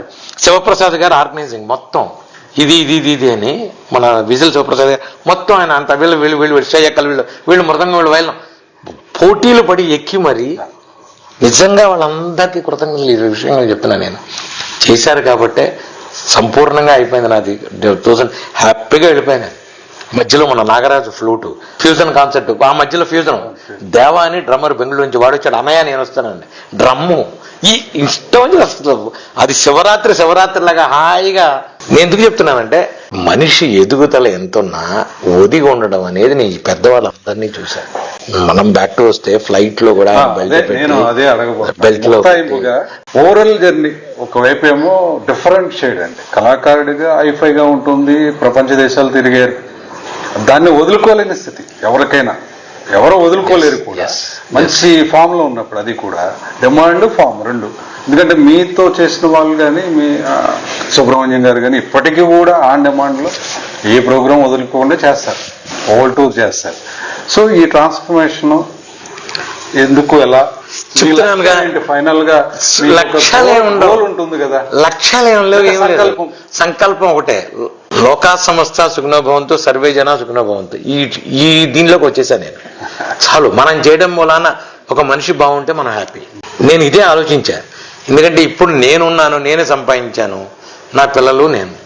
ఏమంటే మీరు అడగచ్చు, ఈ డబ్బులు తీసి మీరు వేరేగా మీరు బాగా సంపాదించేసి ఈ డబ్బు తీసి మీరు చేయొచ్చు కదా. అసలు మనమే కిందకి దిగి రోడ్డు మీదకి వెళ్ళిపోతే వాళ్ళు కూడా అందరూ మనతో వస్తే అందరం కలిసి వెళ్దాం, ముందుకు వెళ్దాం. గ్రేట్. సెకండ్ థింగ్ ఏంటంటే ఎప్పుడైతే మనం స్పిరిచువల్గా వెళ్ళామో, ఆధ్యాత్మికంగా వెళ్ళామో, మనతో పాటు నలుగురు వచ్చాక ఏమవుతుందంటే ఈ నేరాలు ఘోరాల రేటింగ్ తగ్గుతుంది. సామాన్యంగా ఏమవుతుందంటే ఆధ్యాత్మికంగా మనం పెడితే నేరాలు ఘోరాలు తగ్గి సమాజాన్ని ముందుకు. ప్రస్తుతం నా దగ్గరికి ఇప్పుడు చాలా మంది కుర్రాళ్ళు నాస్తికులు వస్తున్నారు, లేదంటే తల్లిదండ్రులను వదిలేసి అమెరికా ప్రయాణాలు, ఇవన్నీ జరుగుతున్నాయి ప్రస్తుతం. అంటే అమెరికా వెళ్ళడం తప్పని నేను చెప్పను, నేను వీళ్ళందరికంటే ముందు వెళ్ళొచ్చాను. అమెరికాలో వెళ్ళడం కాదు, అది ఏమవుతుందంటే హారిజన్ వెళ్ళిపోతుంది. నేను విజయవాడ నుంచి హైదరాబాద్ వచ్చాను. ఇప్పుడు నన్ను అమెరికా వాడు, ఆస్ట్రేలియా వాడు, యూరోప్ వాళ్ళు, ఫ్రాన్స్ వాళ్ళు, నేను చాలా లెక్చర్ డెమాన్స్ట్రేషన్ చేశాను, ఫాదర్ కాన్సర్ట్లు వంచా. సార్ మీరు ఇక్కడే ఉండిపోండి అన్న వాళ్ళు చాలా మంది ఉన్నారు. నేను వెళ్ళిపోతాను అని చెప్పి, మీరు అవసరమైతే పిలవండి నేను వచ్చి వెళ్ళిపోతా అన్నాను. నేను అలాగే ఈ రోజుకి మాట మీద ఉన్నా. ఎందుకంటే నా పిల్లలు విజయవాడ నుంచి హైదరాబాద్ నుంచి వేరే దేశం వెళ్ళి నువ్వు ఎక్కడి నుంచి ఇచ్చాడు, ఎక్కడో మా తాతలు అలా అని నేను మిగతా వాళ్ళ గురించి నేను ఎవరి గురించి మాట్లాడను. కానీ నా పర్సనల్గా నేను చెప్పే సలహా ఏంటంటే తల్లిదండ్రుల్ని వదిలి సమాజాన్ని, మనకున్న సమాజం మనకున్న వాళ్ళని వదిలేసి, ఎందుకంటే ఒకప్పుడు అమెరికా వేరు, ఒకప్పుడు హైదరాబాద్ వేరు. ఇప్పుడు అమెరికానే హైదరాబాద్ వచ్చింది. అంతే, మీకు అన్నీ దొరుకుతున్నాయి, అన్ని ఫెసిలిటీస్ ఉన్నాయి. సో ఎందుకండి చిన్న గ్రామం కూడా అమెరికానే దొరుకుతున్నాయి. ఆన్లైన్ వచ్చాక మీకు ఎక్కడైనా దొరుకుతున్నాయి. నేనేదంటే నా సంగతి నేను చెప్తాను. దొరుకుతున్నప్పుడు మనం వేరే దేశ సెకండ్ థింగ్ ఏంటంటే ఫైనాన్షియల్గా కూడా మీరు మంత్లీ సంపాదనలు కూడా ఉన్న ఊళ్ళో ఉన్న చోట సంపాదించుకునే ఫెసిలిటీస్ డిఫరెంట్ ఫార్మాట్స్ వచ్చాయి. రిమోట్ లో వర్క్ చేసి ఎక్కడైనా మీరు తలుపులు వేసి కూర్చుని మీరు ఒక గ్రామంలో కూర్చున్నా మీ డబ్బులు మీరు సంపాదించుకోవచ్చు. ఈ ఫెసిలిటీస్ వచ్చాక మనం అమెరికానే ఎందుకు వెళ్ళాలి, యూరోప్లో ఎందుకు వెళ్ళాలి, ఆస్ట్రేలియా ఒకవేళ వెళ్ళావు ఒక 4-5 ఏళ్ళు సంపాదించి తర్వాత వచ్చి తల్లిదండ్రులతో ఉండి ఒక ఫ్యామిలీస్తో ఉంటే నెక్స్ట్ జనరేషన్ పిల్లలకి వీళ్ళు మన నాన్న వీళ్ళు మన తాత ఉండి ఈ తాత తండ్రి వాళ్ళ ఈ తాత అమ్మమ్మ బామ్మ వీళ్ళ పిల్లలకి అనుభవాలు చెప్పడం వలన మనవాళ్ళకి మనవరాళ్ళకి సమాజం బాగుపడుతుంది. తల్లి తండ్రి బయటికి వెళ్ళిపోయి ఆఫీస్కి వెళ్ళినా తాత అమ్మమ్మ ఉంటారు, వాళ్ళు నేర్పుతారు, వాళ్ళు నేర్చుకుంటారు. సమాజంలో నేరాలు ఘోరాలు పెరగవు. మంచి విషయం. దాన్ని మనం డెవలప్ చేయడానికి యూత్లో చేయాలని నా ఉద్దేశం. ఇప్పుడు మనం దేవాలయాల్లో చేస్తే దేవాలయాలు ఎంతమంది వస్తున్నారు? నా ఉద్దేశం అంటే స్కూల్స్లో చేద్దాం. అంతే కదండి, చేయాల్సింది అక్కడే చేస్తే ఏమవుతుందంటే వాళ్ళకి మోటివేషన్ వస్తుంది. మోటివేషన్ వచ్చి వాళ్ళకి ఒక ఇన్స్పిరేషన్ వచ్చి వాడు కనీసం నేను 1000 మందికి సోది చెప్పినా ఒక్కడు మారినా నీ జీవితం బాగున్నట్టే. నాది అంతే కదా. ఇది నా ఏం. గుళ్ళల్లో చేద్దాం, గ్రౌండ్లో చేద్దాం, స్కూల్స్లో చేద్దాం. కనీసం హనుమాన్ చాలీసా, ఇప్పుడు నేను పట్టుకున్నది హనుమాన్ చాలీసా అనుకోండి. హనుమాన్ చాలీసా మూలాన్ని ఏమిటి లాభం ఏమిటి నష్టం? దీని విషయం చెప్పి విశేషం చెప్పి నేను నమ్ముకున్న భగవంతుడు నాకు చేశాడు రా, నువ్వు నమ్ముకున్న నీకు భగవంతుడు చేస్తాడు రా, నువ్వు కూడా చెయ్యి.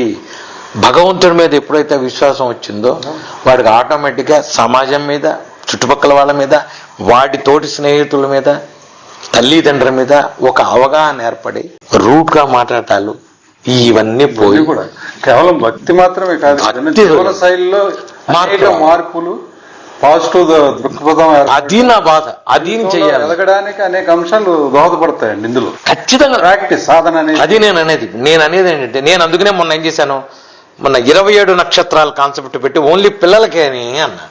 కింద సంవత్సరం నేను ప్రతి సంవత్సరం హనుమాన్ జయంతి 3 రోజులు చేస్తాను. ఒక సంవత్సరం అసలు 27 నక్షత్రాలకి ఒక్కో నక్షత్రానికి మూలమంత్ర జపం, మూలమంత్ర హోమం, మూలమంత్ర హనుమాన్ చాలీసా చేయాలనే కాన్సెప్ట్ నేనే తీసుకొచ్చాను. 3 ఏళ్ల క్రితం స్వామి నాకేదో చెప్పారు, నేను చేశాను. దాన్ని పిల్లలకి చేయడం వలన పిల్లలందరిలో ఒరే ఏదో ఆయన హనుమాన్ చాలీసా చేస్తాడు రారా అని ఆ రోజు చేసిన దానికి పిల్లలందరూ వచ్చి చక్కగా హనుమాన్ చాలీసా ఆడగానే అందరూ వచ్చి హనుమాన్ చాలీసా చేస్తారు. పెద్దవాళ్ళందరూ ఏమంటే పిల్లలకి వెంటనే చివరికి ఏమైందంటే పెద్దవాళ్ళు కూడా చిన్నవాళ్ళు అయిపోయి ఏమంటే అన్ని పిల్లలకైనా మాకు లేవా అని ఈసారి పెద్దవాళ్ళు మొన్న పెద్దవాళ్ళందరికీ సరే లోక సంస్థ సగ్నబంధం అందరికీ చేశారు.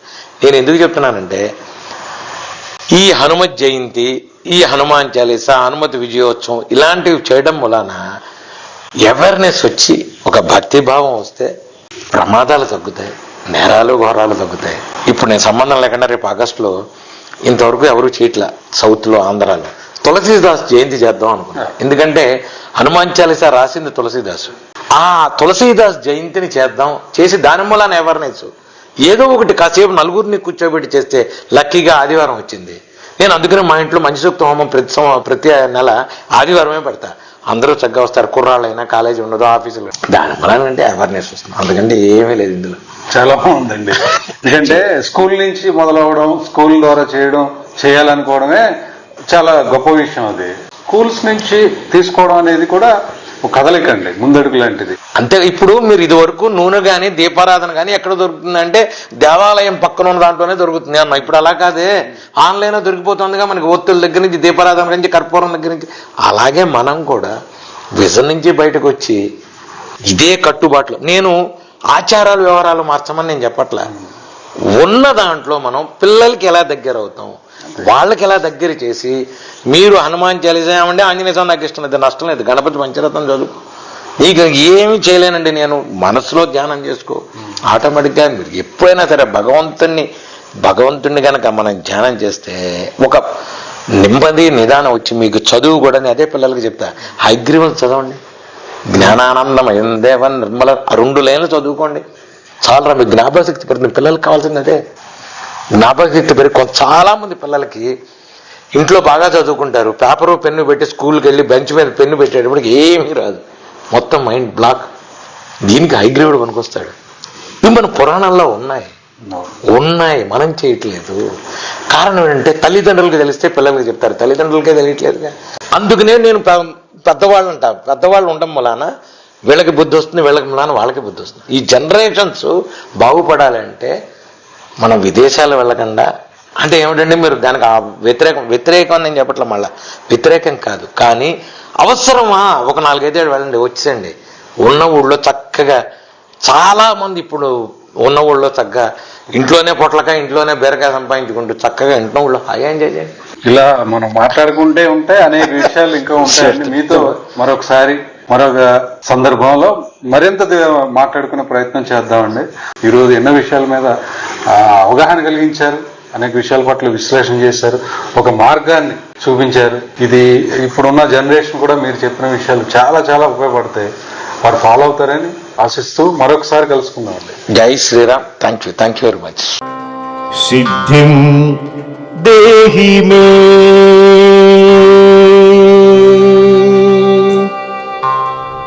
సిద్ధిం దేహి మే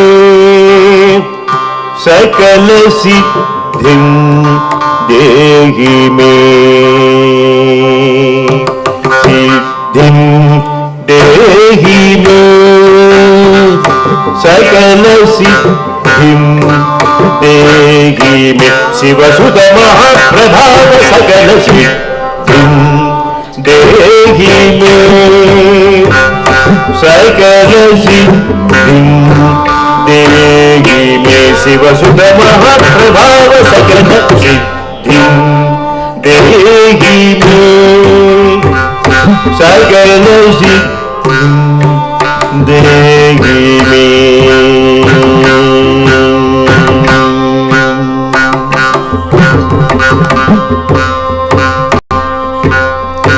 బుద్ధిం దేహి మే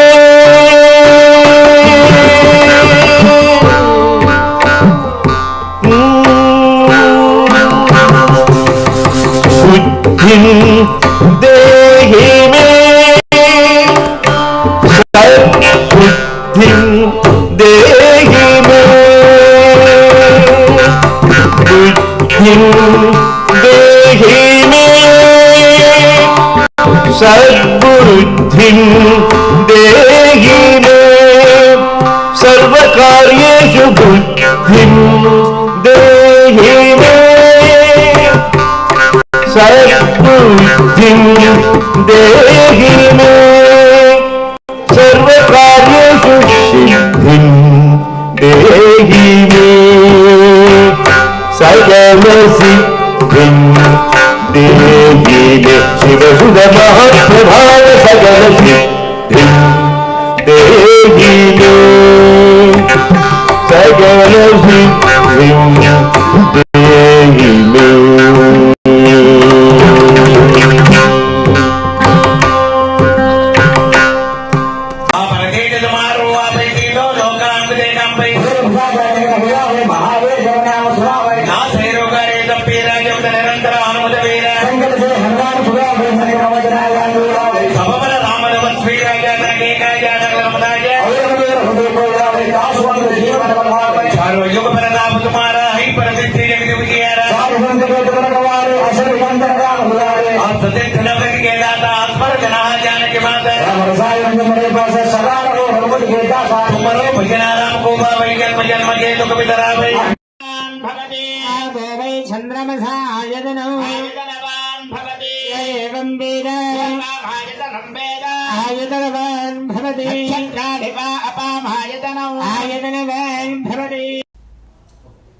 Okay, now see this bridge you have to keep, then with your right this finger you have to play.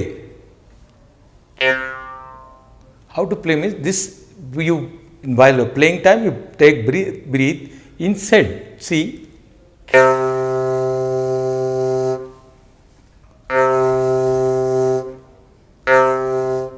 then with simultaneously you have to breathe inside, then you have to tell the words with your tongue. Actual taka dimmi, taka jendu, taka dimmi, taka jendu. Then breathe, take inside, then you have to tell the simultaneously the words. Take breathe inside and tell the words also.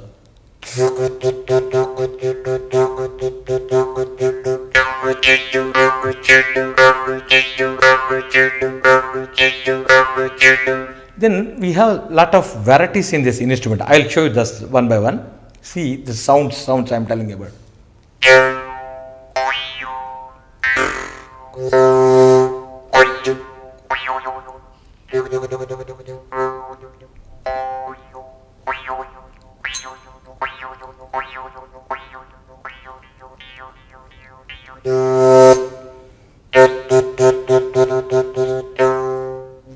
Yeah, this is the sounds. Then you see this instrument in India, you play like a percussion instrument.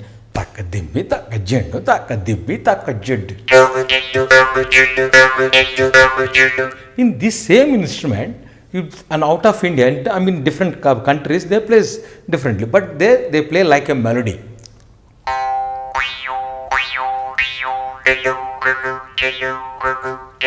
They play like a melody instrument. Of course, this instruments also we have some tuning is there. See, this is now it's go tune.